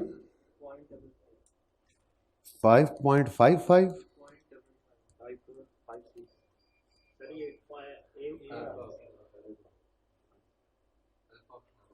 नहीं, मुझे आंसर तो बताओ पहले। 5.45 कैलकुलेटर ये आंसर दे रहा है, बोलो। 0.5456। अच्छा वही कर लो, 0.5456। ठीक है, नहीं समझ आ रही, 1 मिलियन से मल्टीप्लाई करो। अब आंसर बताओ 545600 545600 बिल्कुल सही है आंसर। वो मिलियन में कर दिया ना मैंने। आपको इससे तकलीफ होती है तो ये 6 मिलियन की बजाय 6 आगे 6 सिफरें लगाओ, 2 आगे 6 सिफरें लगाओ, एग्जैक्ट ये आंसर आ जाएगा। ये समझ आया सबको? क्वेश्चन तो नहीं इसको ये समझ नहीं आ रही बात। कितनी देर की होगी रिकॉर्डिंग? ओ माय गॉड, हरी आप नहीं बंद नहीं करना, अब इसको कंप्लीट करके ही बंद करते हैं, ये अलग से रहे ताकि जब कभी सुनना हो बोरिंग कॉस्ट के एमसीक्यूज अलग से सुने। चलें जल्दी जल्दी, 2-3 और हैं बस। जैज लिमिटेड, ये टेस्ट नंबर 5 में भी आया है नाम बदल कर। ये वाला भी था, ये वाला भी, सुभान अल्लाह, इसका नाम कबूतर लिमिटेड था, ऐसे ही था, एक कबूतर लिमिटेड था, दूसरा पता नहीं। तो चलो अच्छा हो गया, टेस्ट 5 भी डिस्कस होने से अभी रहता था ना, ये एमसीक्यूज रहते थे। अभी उसमें सब नोट्स भी रहते हैं। चलो जी, Jazz limited has borrowed 24 million to finance the building. Borrowed 24 million to, borrowed 24 million, has borrowed 24 million to finance the building. चलो जी, एक स्पेसिफिक हो गया एमसीक्यू, एक जनरल हो गया है टेस्ट में। अच्छा, construction is expected to take 2 years. The loan was drawn down on Yakam January, loan received. Work began on Yakam March, work started. 10 million of loan was not utilized. 10 million of the loan कितना है जी? Loan कितना है जी? 24 million. वो कहता है उसमें से 10 million was unutilized till Yakam जुलाई। इसका मतलब जिस दिन लोन लिया होगा, 14 मिलियन तो उसी दिन इस्तेमाल हो गया होगा। इसका मतलब फर्स्ट पेमेंट भी किस दिन लोन लिया जी? यकम जनवरी को। काम किस दिन शुरू हुआ? यकम मार्च को। तो फर्स्ट पेमेंट भी फिर यकम मार्च को हो गई होगी, ठीक है ना? और वो कितनी हुई होगी? 14 कैसे पता लगा? 24 का लोन लिया है, वो कहता है 10 मिलियन यकम जुलाई तक अनयूटिलाइज रहा। इसका मतलब 14 है, 14 पे हो गया होगा, तभी तो 10 है, ठीक है ना? 24 का लोन लिया, वो कहता है 24 के लोन में से 10 अनयूटिलाइज्ड है, इसका मतलब 14 यूटिलाइज हो गया। नहीं समझ आई? चलो अच्छा, तो लोन रिसीव्ड यकम जनवरी, वर्क स्टार्टेड यकम मार्च, फर्स्ट पेमेंट भी फिर खामोशी के केस में फर्स्ट पेमेंट नॉर्मल पे आओ। नॉर्मल, सबसे नॉर्मल सिनेरियो क्या है? लो काम शुरू करो, पैसे पकड़ो। थोड़ी सी अब नॉर्मेलिटी क्या है? पहले पैसे दे दो, काम बाद में शुरू करें, तो ये भी पॉसिबल है। थोड़ी और एक और एबनॉर्मेलिटी क्या है? काम पहले शुरू कर दे, पैसे बाद में दो, पॉसिबल ये भी है। लेकिन खामोशी के केस में हमेशा नॉर्मल की तरफ ही जाएंगे ना, ठीक है? तो यकम जनवरी, यकम मार्च, यकम मार्च। मैं कहता हूं जी कमेंसमेंट क्या है? यकम मार्च, ठीक है ना? मैं यूं कह देता हूं work began and first payment, work began and first payment on यकम मार्च, ठीक हो गया? अब फर्स्ट पेमेंट भी कितनी है? मैंने कहा 14 मिलियन। क्यों मैंने कह दिया 14 मिलियन है? फर्स्ट पेमेंट क्यों मैंने कह दिया 14 मिलियन है? क्योंकि 24 का लोन था, अनयूटिलाइज्ड 10 पड़ा है, तो मतलब 14 यूटिलाइज हो गया। और किस दिन हुआ? जिस दिन काम शुरू हुआ। फिर खामोशी केस में तो वही हो सकता है, ठीक है? तो यकम मार्च को कमेंसमेंट है। सिजेशन पता नहीं कब वर्क कंप्लीट होगा, फिलहाल तो ईयर एंड आ गया। वो कह रहा है 2 साल लगेंगे इसको, यानी अगले साल जाके होगा। तो वर्क कंप्लीशन को हमने नहीं लेना, ठीक है ना? वर्क कंप्लीट पता नहीं कब होना है, 2 साल बाद होना है। फिलहाल तो मामला क्या है, हमारा ईयर एंड आ गया। वो क्या है? ईयर एंड क्या है? 31 दिसंबर 2019 है। तो यहाँ पे हमने 31 दिसंबर 19 लिख दिया, ठीक है? और ये यकम मार्च से 31 दिसंबर तक, मार्च अप्रैल कितने 2 महीने निकाल लो यार, 10 कर लो, 10 मंथ्स, ठीक है? 10 महीने की बोरिंग कॉस्ट क्या होनी है? कैपिटलाइज। और इंटरेस्ट 8% पे करते हैं और इन्वेस्टमेंट इनकम 6% पे आती है। अब जल्दी से, क्योंकि एमसीक्यूज हैं, कैलकुलेटर पे भी कर रहे होते हैं, तो कोई नहीं फॉर्मेट शॉर्मेट बनाने की। इंटरेस्ट एक्सपेंस लोन आया था 24 मिलियन का, बोलो। इंटरेस्ट रेट है 8% और कितना कैपिटलाइज करना है? देखो रिक्वायरमेंट बड़े ध्यान से पढ़ा करो। Calculate borrowing cost to be capitalised, यहां पे वो फनकारी ये भी लगा सकता था, calculate borrowing cost to be expensed out. जैसे आप पहले एमसीक्यू में धोखा खा गए, तो ये धोखा नहीं खाना, ठीक है जी? इनटू 10/12। देखो लोन किस दिन आया है? लोन तो यकम जनवरी 19 से आया हुआ है, लेकिन बैंक को पूरे 12 महीने का इंटरेस्ट जाएगा, लेकिन हमने कैपिटलाइजेशन यकम मार्च से शुरू करनी, 2 महीने का इंटरेस्ट प्रॉफिट एंड लॉस में जाना है। ये एमसीक्यू भी तो बन सकता था यहाँ से। अच्छा, तो एमसीक्यू में ज़्यादा इंपॉर्टेंट रिक्वायरमेंट है, बाकी कॉन्सेप्ट आपको होता है, ठीक है? अच्छा, तो कितना आ गया? 1.6। उसके बाद लेस करते होते हैं इसमें से इन्वेस्टमेंट इनकम जी, इन्वेस्टमेंट इनकम। सरप्लस फंड्स रहे 10 मिलियन के, कितने महीने? 6 महीने। 6 महीने सरप्लस रहे, लेकिन 6 महीने सरप्लस पड़े रहे भाई। यकम जनवरी को लोन आया है, तो पहले 2 महीने शायद पूरा 24 ही सरप्लस पड़ा था हमारी बला से। हमें उससे क्या, हमारा मसला तो शुरू होता है 10 मिलियन से, जो कि सरप्लस हुआ है और 30 जून तक सरप्लस रहा है। हमें यकम मार्च से 30 जून तक के 4 महीनों पे मसला है। ये उससे पहले अगर सरप्लस था भी तो वो कहाँ जाना है? जहाँ प्रॉफिट लॉस के अंदर एक्सपेंस गया वहीं वो 2 महीने की इन्वेस्टमेंट इनकम भी अदर इनकम में जाएगी, ठीक है ना? चलो, तो इसका मतलब ये सिर्फ 4/12 जी 0.2 नेट करें तो आंसर आता है 1.4। इसको मिलियन से मल्टीप्लाई कर दो। अच्छा, उन्होंने हाँ 14 लाख, तो ये ऑप्शन ए। मैं बताता हूँ यार,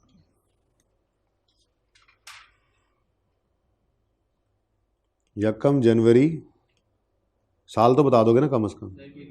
19 पे साल शुरू हो रहा है भाई। क्या मसला है साकिब? 31 दिसंबर 19 पे साल ख़त्म हो रहा है, ठीक है जी। इधर लोन रिसीव हुआ, ठीक है, इधर वर्क स्टार्ट हुआ, और मैंने कहा साथ ही अज्यूम कर लिया फर्स्ट पेमेंट भी हुई। अब ये कितनी हुई होगी? 14 मिलियन की। क्यों, मैंने क्यों कहा 14 मिलियन? क्योंकि उसने खुद ही कहा है कि 10 मिलियन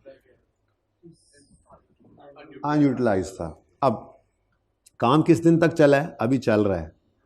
इधर देखो, ये है यकम मार्च 19 से 31 दिसंबर 19 तक 10 मंथ्स, 10 महीनों का इंटरेस्ट हमने कैपिटलाइज करना है। तो फिर 2 महीने का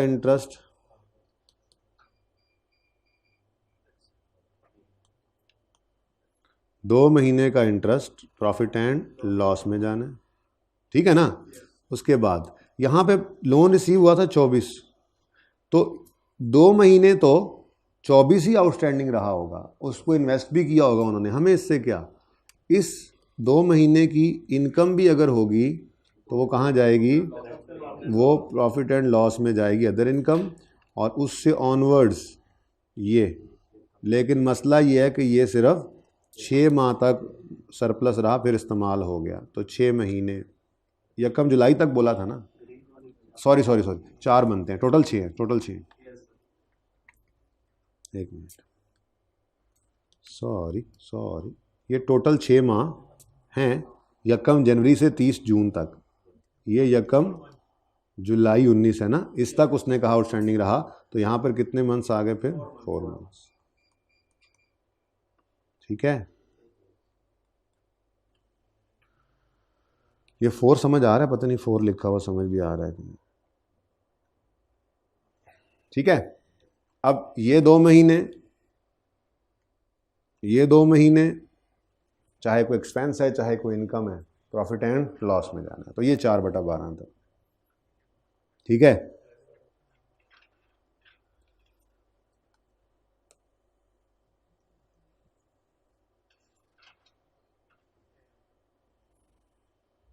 चलें आगे। Next, a company has following loans in place through out the year ended 31 December 18। Again वही बात, company has following loans in place. देखो, हैज़ से भी लग रहा है पता, इन प्लेस से भी लग रहा है पता कि ये क्या हैं? जनरल लोन्स के पहले पढ़े हैं, ऑलरेडी हैं, ठीक है। अच्छा, खैर आगे पता लग जाएगा। असल तो नॉर्मली वाली बात आपको बता देगी, ठीक है। एक तो ये पहले से पढ़े हैं हमने, कंस्ट्रक्शन के लिए नहीं लिए। लो जी, 340 मिलियन का ये लोन लिए हुए हैं, डिफरेंट, ठीक है। ऑन यकम जुलाई 18, अब ईयर एंड 31 दिसंबर है, और वो कह रहा है थ्रू आउट द ईयर ये आउटस्टैंडिंग रहे हैं। थ्रू आउट द ईयर, ये देखो ना, company has following loan in place through out the year, यानी ये लोन पूरा साल रहे हैं। ऑन यकम जुलाई 50 million was drawn down for construction of qualifying asset which was completed during 19।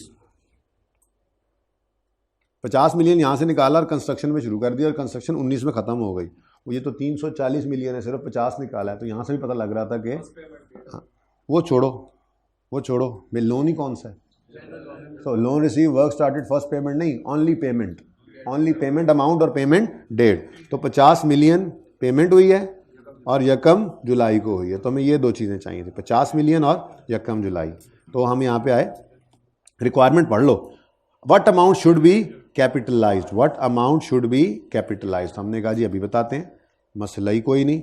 हमारे यहाँ पे हमने कहा जी जनरल लोन के में से जो पेमेंट होती है उसकी अमाउंट पकड़ते हैं हम, इंटरेस्ट रेट लेते हैं अगर एक से ज़्यादा लोन है तो एवरेज करके, और यकम जुलाई 18 से 31 दिसंबर 18 तक 6/12। अब रह क्या गया, ये रेट निकाल लेते हैं। अब ये 140 मिलियन पड़ा है, इस पे 10% लगाओ, आउटस्टैंडिंग फॉर होल ईयर कह रहा है इन प्लेस रहे थ्रू आउट द ईयर, तो कोई बटा नहीं लगाना। 140 लोन आउटस्टैंडिंग भी, लोन भी यही है, लोन आउटस्टैंडिंग भी यही है, 12/12 है ना, ठीक है।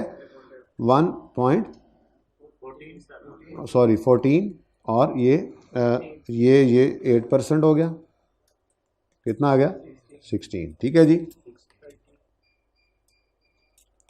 तो loan outstanding 340, interest expense 30, rate निकालना है तो 30 divided by 340 multiplied by 100 is equal to 8.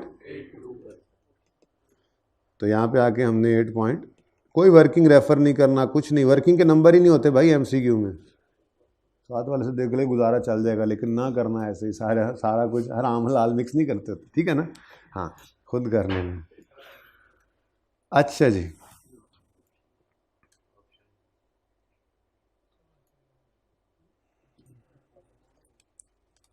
Okay, तो क्या आंसर आया जी 2.2 मिलियन। शुक्र है मिलियन में आ गया ऑप्शन, वरना हमें तो वही मसला पड़ा हुआ है अभी तक। चलें आगे जनरल वाले शुरू हो जाए ना, अंग्रेजी वाले आगे बस आगे पढ़ने वाले हैं, सिर्फ ये कैलकुलेशन वाला रहेगा। An entity uses funds from its general borrowings to build a new production facility, detail of entities borrowing are shown below. 10 million 6%, 6 million 8% loan. Entity used 12 million of these funds to construct the facility which was under construction for the entire year. लेकिन उसने पहले ही बता दिया ये कौन सी borrowings हैं, जनरल। तो इंटरेस्ट एक्सपेंस बताओ, 10 मिलियन का 6%, 0.6, 6 मिलियन का 8%, 0.48। अब इन दोनों का टोटल करना है, ये है लोन 16 और ये इंटरेस्ट 1.08 इंटरेस्ट है। देखो आप डायरेक्ट होते जा रहे हैं आहिस्ता आहिस्ता, ऐसे ही है ना। अब वो टोटल भी नहीं कर रहा मैं, और 16 क्या है लोन, रेट निकाल रहे हैं हम जी 6.7, ठीक हो गया। अब 12 मिलियन ड्रॉ डाउन किया है 6.75% पर, और ड्रॉ किया है हमने An entity uses funds from its general borrowing to build new, detail of entities borrowing are shown below, ठीक है। The entity used 12 million of these funds to construct the facility which was under construction for the entire year. Under construction सारा साल रही है, लेकिन ये नहीं उसने बताया कि ये पेमेंट हमने की किस दिन है जनरल लोन से। तो फिर अज्यूम ये कर लेते हैं कि साल के शुरू में ही की होगी, पूरा साल ही कर लें। अब माजरत के साथ कभी कभी ऐसा करना पड़ता है जी। 0.810 ए ऑप्शन, चेक भी करते रहो साथ साथ, ऐ ना होए घर पहुंच के पता लगे हो।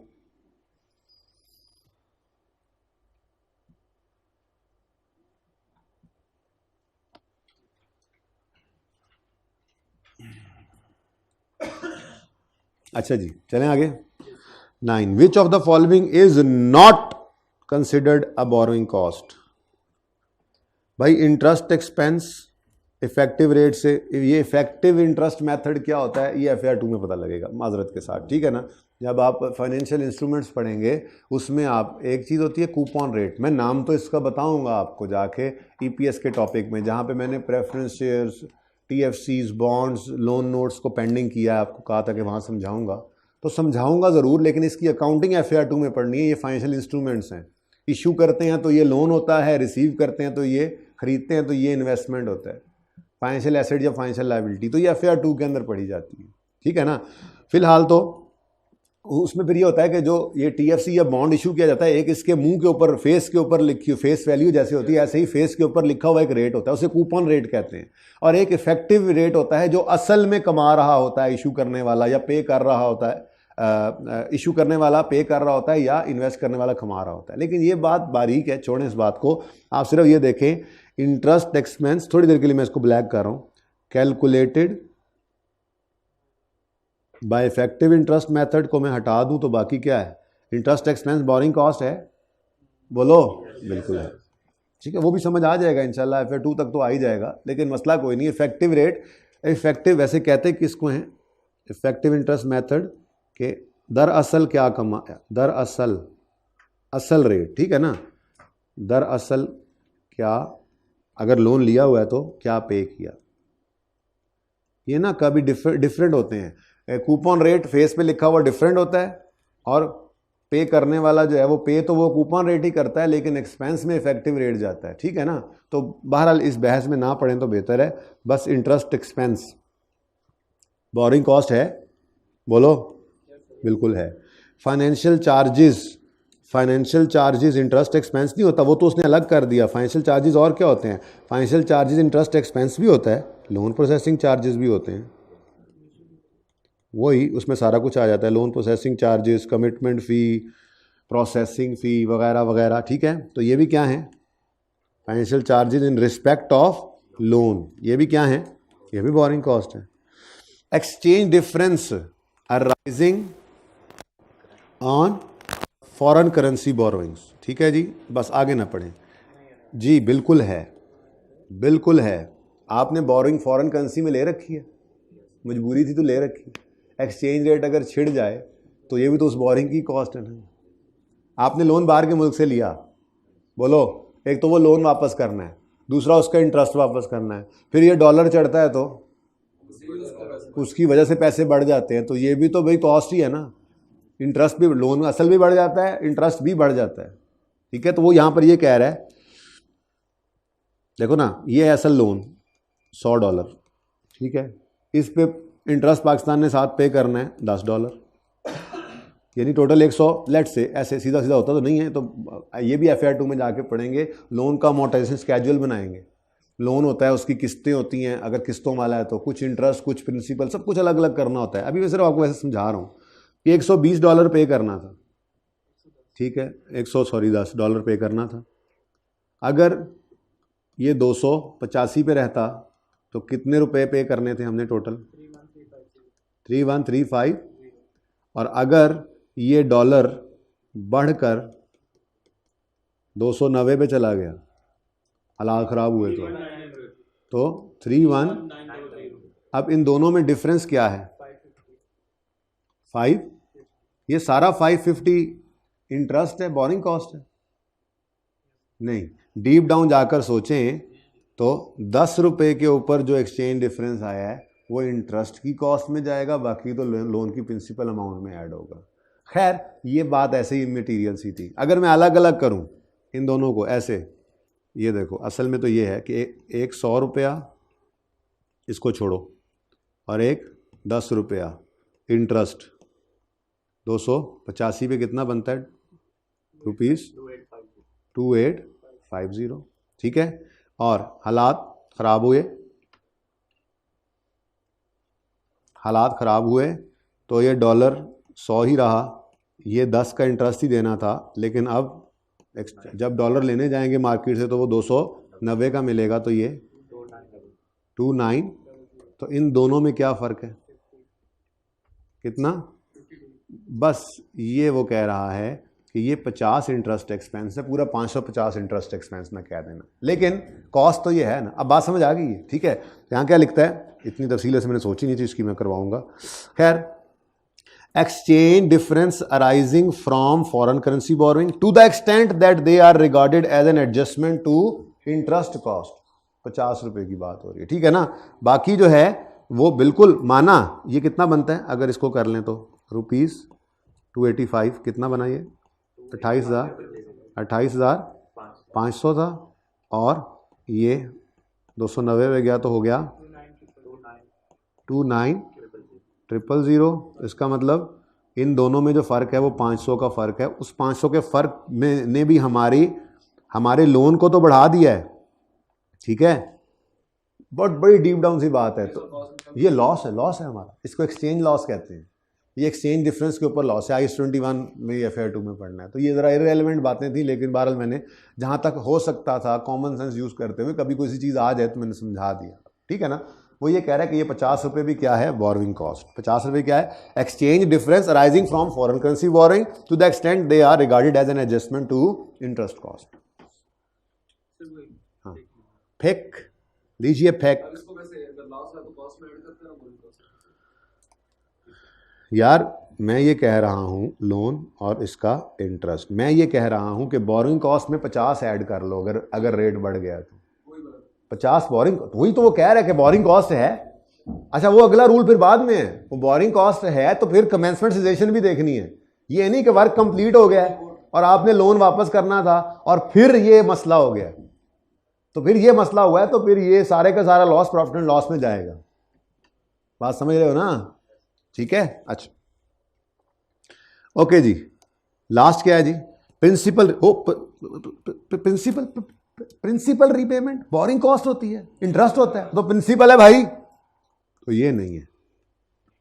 और प्रिंसिपल इंटरेस्ट तो नहीं है ना, प्रिंसिपल तो असल चीज है, असल अमाउंट। इसीलिए तो देखो मैंने इसको भी, चलो छोड़ो, बस समझ आ गई बात आपकी। चले आगे। When activities to prepare an asset for its sale or use are suspended, ठीक है, borrowing cost must be expensed, ठीक है।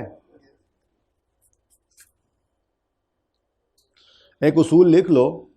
वैसे तो सस्पेंशन के बारे में अगर सवाल खामोश होता ना तो यार ये तो ज़्यादा चीज़ें हो जाती हैं ऐसे। सवाल खामोश हो, पहले मैंने क्या बोला था, अगर सवाल खामोश हो तो लोन स्पेसिफिक, चलो इतनी बातें तो नहीं है, ठीक है, लिख लो। एक ही है। नहीं, मैंने ये बोला था अगर सवाल खामोश हो तो लोन को स्पेसिफिक रिज्यूम करना, ठीक है ना।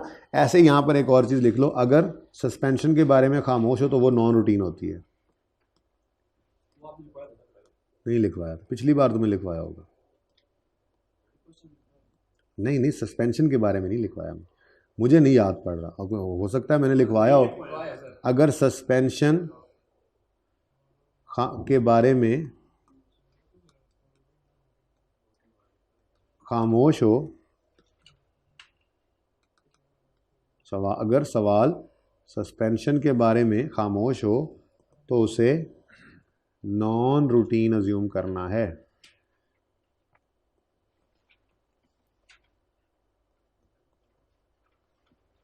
तो उसे नॉन रूटीन अज्यूम करेंगे, ठीक है। ये वैसे लिखवा दिया, जरूरत तो नहीं थी, काम तो चल जाना था वैसे। बहरहाल तो एक्टिविटीज़ अगर सस्पेंडेड हैं, सस्पेंशन है, तो फिर एक्सपेंस आउट करो। उस अरसे की इंटरेस्ट को एसिड कॉस्ट में ऐड नहीं करना, उस अरसे की इन्वेस्टमेंट इनकम को माइनस भी नहीं करना। 11 which of the following is not a condition to commence, not a condition to commence capitalising borrowing cost. Conditions to commence अभी पढ़ा के आया हूं, वो तो बंद हो गया। कंडीशंस टू कमेंस, चलना भाई खोल देना यार एक फाइल, और भाई नहीं है। Conditions to commence, conditions to commence, ये 3 first concession, payment, loan receive, work start, अपने वाले 3 कमेंसमेंट वाले रूल हैं। तो ये 3 हैं कंडीशंस फॉर कमेंसमेंट, ठीक है ना। वो कहता है, वो क्या कहता है, विच ऑफ द फॉलोइंग, इसको जरा छुपा देते हैं फिलहाल। Which of the following is a condition to commence, हमने जो पढ़ा हुआ है, नॉट वाला अक्सर बुला देता है। एक्सपेंडिचर आर बीइंग इनकर्ड, ये कंडीशन टू कमेंस है। Borrowing cost are being incurred, वो लोन रिसीव्ड होगा तो बोरिंग कॉस्ट इनकर होना शुरू हो जाएगी। रीपेमेंट ऑफ बोरिंग हैज, नहीं, ये कहीं नहीं जिक्र हुआ था कि लोन वापस होने लग गया। कमेंसमेंट के लिए लोन रिसीव्ड होना था, वर्क स्टार्टेड था, फर्स्ट पेमेंट था, लोन की रीपेमेंट तो नहीं था। Activities to produce asset for intended use sale have commenced, work started. इसका मतलब ये 3 हैं, बी, ए, बी और डी, सी नहीं है। तो वो पूछ भी क्या रहा था, कौन सी कंडीशन नहीं है, तो सी इज द करेक्ट ऑप्शन, ठीक है जी। चलें आगे। Ghazi Limited is constructing an office building and is capitalizing borrowing costs in accordance with IS-23. The office is almost complete. Office is almost complete. The only remaining work is to install furniture. Is GL allowed to continue capitalizing the borrowing cost? No. क्योंकि substantially काम जो है वो complete हो चुका है, छोटा मोटा काम तो बस फर्नीचर बिल्डिंग थोड़ा ही है। ये बात भी है थोड़ी सी, अगर गौर से देखें ना तो बिल्डिंग तो अब फर्निश्ड बिल्डिंग जी हमने लेनी है तो भाई उसमें बिल्डिंग अलग है और फर्नीचर अलग है, वैसे ही ठीक है ना, तो बिल्डिंग हो गई है complete. Which of the following is not a qualifying asset? Mass produce inventory, बिल्कुल बिल्कुल, ये तो मैंने कहा था 1 घंटे में कई यूनिट्स बन जाते हैं, जबकि जो क्वालिफाइंग एसेट है उसके बारे में हमने कहा था कि वो अच्छा खासा अरसा लेता है। मैन्युफैक्चरिंग प्लांट, नहीं ये तो क्वालिफाइंग एसेट है। मेड टू ऑर्डर इन्वेंट्री, इस पे ज़्यादा अरसा लग सकता है।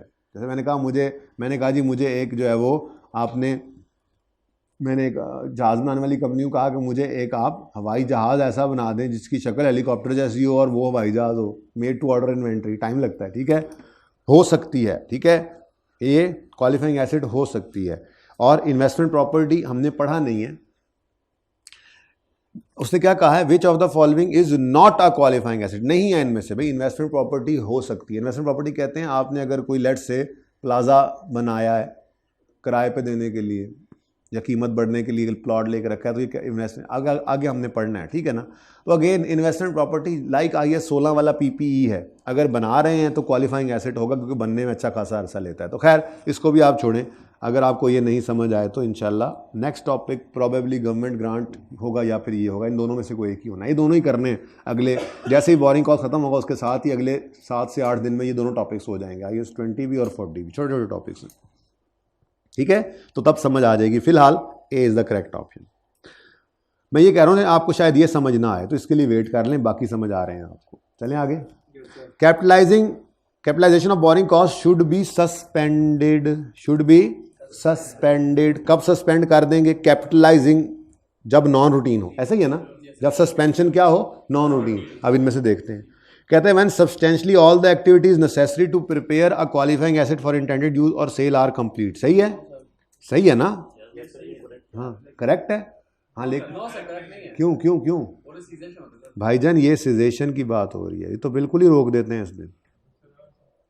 वो सस्पेंशन, 3 चीजें वहां पे लिखी हुई थी, कमेंसमेंट, सस्पेंशन, सिजेशन। मैंने कहा कमेंसमेंट शुरू करें, सिजेशन रोक दें, सस्पेंडेड आर्जी तौर पे मुअत्तल करें, ठीक है ना।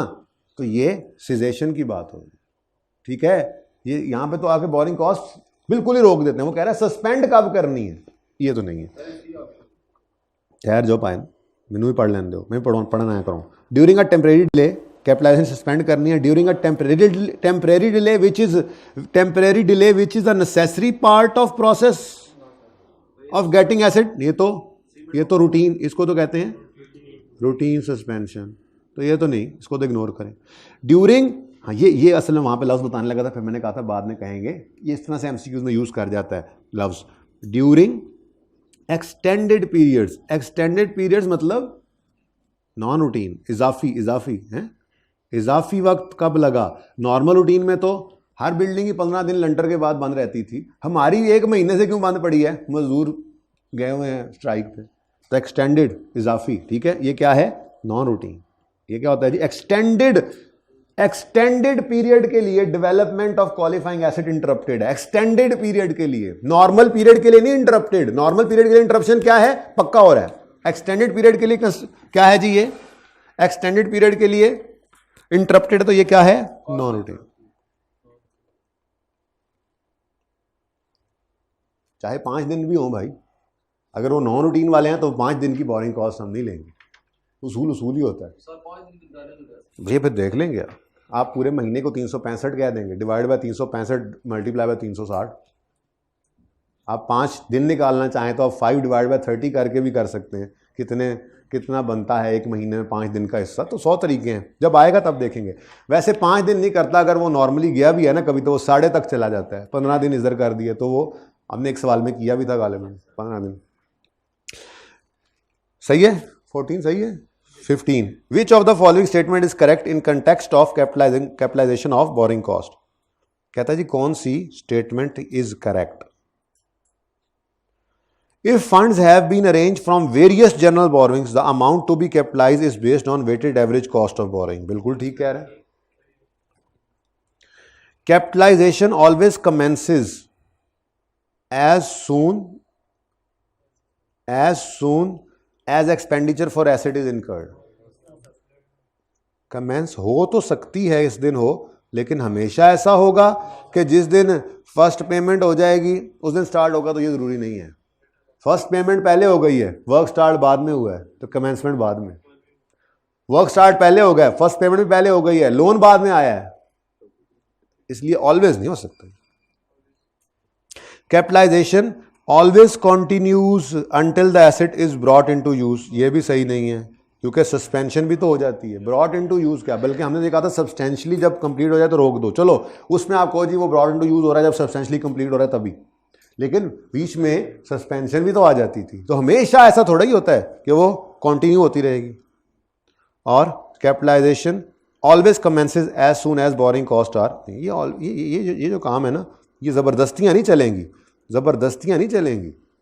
हाँ, हो सकता है इस दिन शुरू हो जाए, हो सकता है एंड तक कंटिन्यू करे, ना आए सस्पेंशन, तो हो सकता है कि जिस दिन लोन आए उस दिन से कमेंस हो जाए, लेकिन ये हो सकता है, हमेशा ऐसा नहीं होगा, पॉसिबिलिटीज है। ठीक है,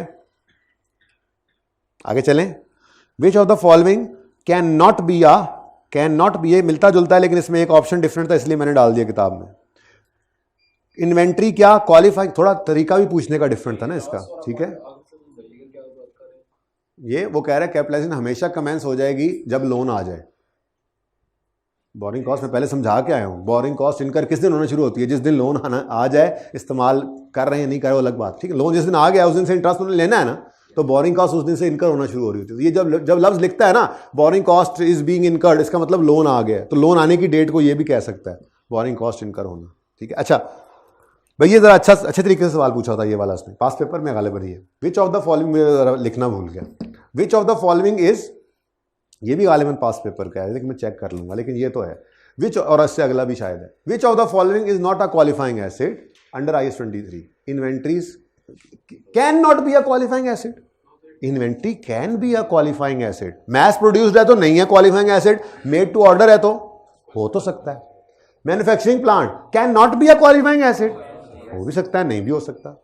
assets that are ready for their intended use when acquired, हाँ ये कभी नहीं होंगे क्वालिफाइंग एसेट। और इन्वेस्टमेंट प्रॉपर्टी, माना कि अभी आपको मैंने कहा है कि नहीं आपको समझ आनी, लेकिन ये कह रहा हूं कि इन्वेस्टमेंट प्रॉपर्टी भी लाइक IAS 16 का PPE है, बस उसके ऊपर स्टैंडर्ड दूसरा लगता है, वो हमने पढ़ना है। तो अगर आपको प्लाजा बना रहे हैं तो बनने में अच्छा खासा अरसा लग सकता है ना, तो अगर बना रहे हैं तो वो क्वालिफाइंग एसेट है, अगर नहीं बना रहे तो वो क्वालिफाइंग एसेट नहीं है। लेकिन कैन नॉट बी वाला मामला तो सिर्फ सी में। ठीक है, या अल्लाह मुक्क ही नहीं रहे। ओके 17, ऑन यकम January 21 a company borrowed 20 million for purpose of constructing an asset, for the purpose of, तो कंपनी ने जो बोरो किया है 20 million, ये क्या है, स्पेसिफिक लोन है, क्योंकि ये इसी काम के लिए इन्होंने लिया, ऐसे ही है।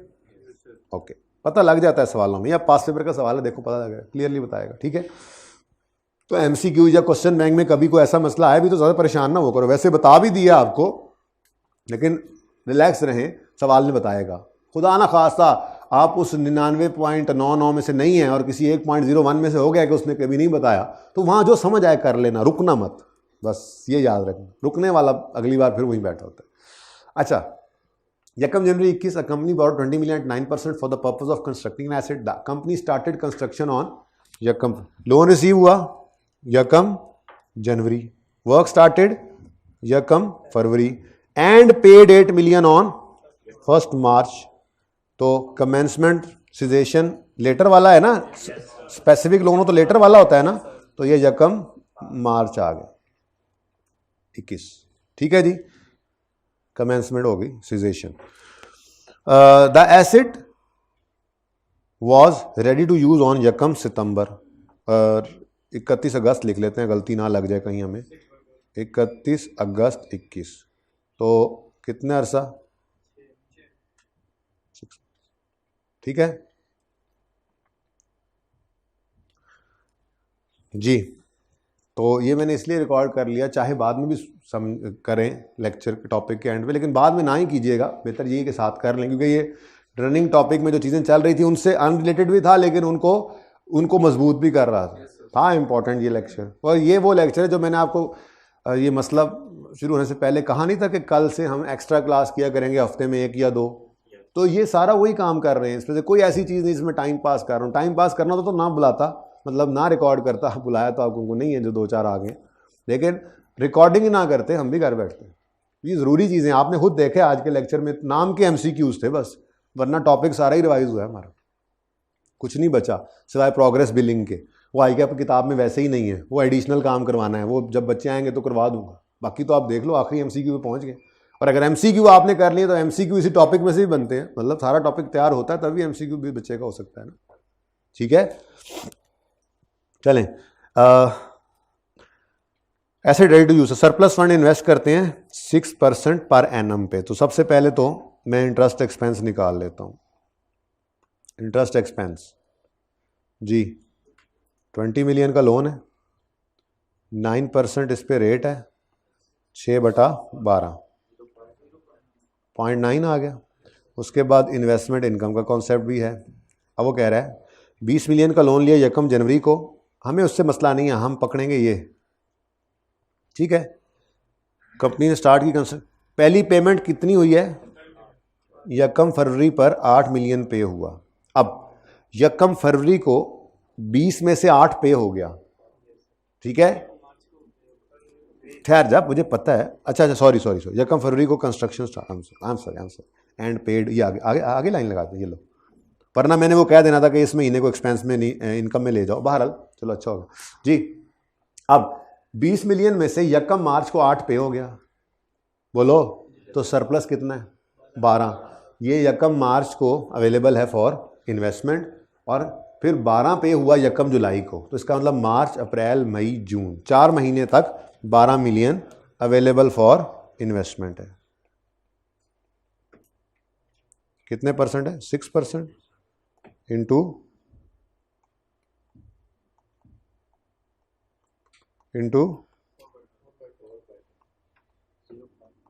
जी 0.24 नेट करो, यानी 66,000 sorry 6,60,000। A is the correct option जी। Which of the following statements are correct, दोनों भी हो सकती हैं करेक्ट, एक भी हो सकती है। Investment income on temporary investment unused funds of general borrowing is taken to profit and loss. जी बिल्कुल बिल्कुल, हमने तो ये कहा था ना, अपने टॉपिक के हिसाब से ये कहा था। ओ भाई साहब आगे क्या देख रहे हो, सोल्यूशन है आगे। हमने अपने टॉपिक के हिसाब से ये कहा था कि इन्वेस्टमेंट इनकम का कॉन्सेप्ट जनरल लोन पे अप्लाई नहीं होता, ताकि आप ये इन्वेस्टमेंट इनकम माइनस जो करते हैं बोरिंग कॉस्ट टू कैपिटलाइज में, ये सिर्फ स्पेसिफिक वाली करें, जनरल वाली ना करें। लेकिन इसका ये मतलब तो नहीं है कि अगर कोई पैसे पड़े हैं जनरल लोन वाले तो हम उन्हें इन्वेस्ट कर ही नहीं सकते। अगर फारिग पड़े हैं, लोन लेकर रखा हुआ है, कोई इस्तेमाल नहीं हो रहा, तो क्या जनरल लोन वाला पैसा इन्वेस्ट नहीं हो सकता? हो सकता है, उस पर भी इनकम आ सकती है। लेकिन मसला क्या है, वो हमारे IAS 23 वाली बोरिंग कॉस्ट भी कैपिटलाइज वाली वर्किंग में नहीं आएगी, ठीक है। उसको कहाँ ले जाएंगे, अदर इनकम, ठीक है ना। तो यूं कह सकते हो कि वो ये कहना चाह रहा है कि investment income on unused general loans को बोरिंग कॉस्ट भी कैपिटलाइज वाली वर्किंग में लाएंगे। Answer is no.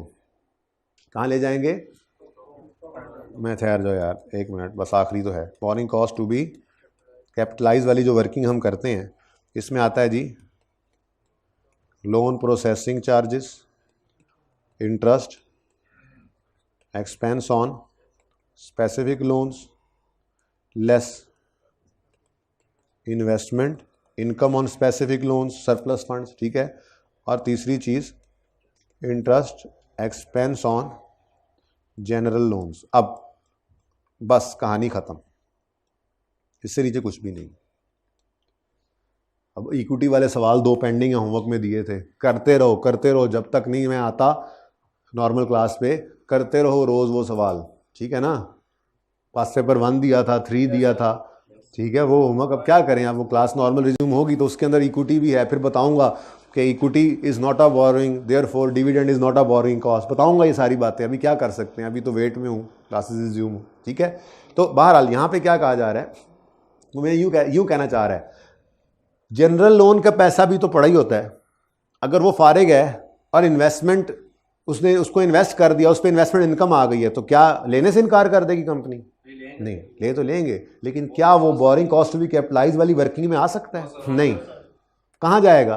Profit and loss में। तो ये लिख रहा है वो कहता है investment income on temporary investment of unused funds of general loan is taken to profit and loss, इधर नहीं आता। और अगर यहां यूं लिखा होता investment income on temporary investment of unused funds of specific borrowings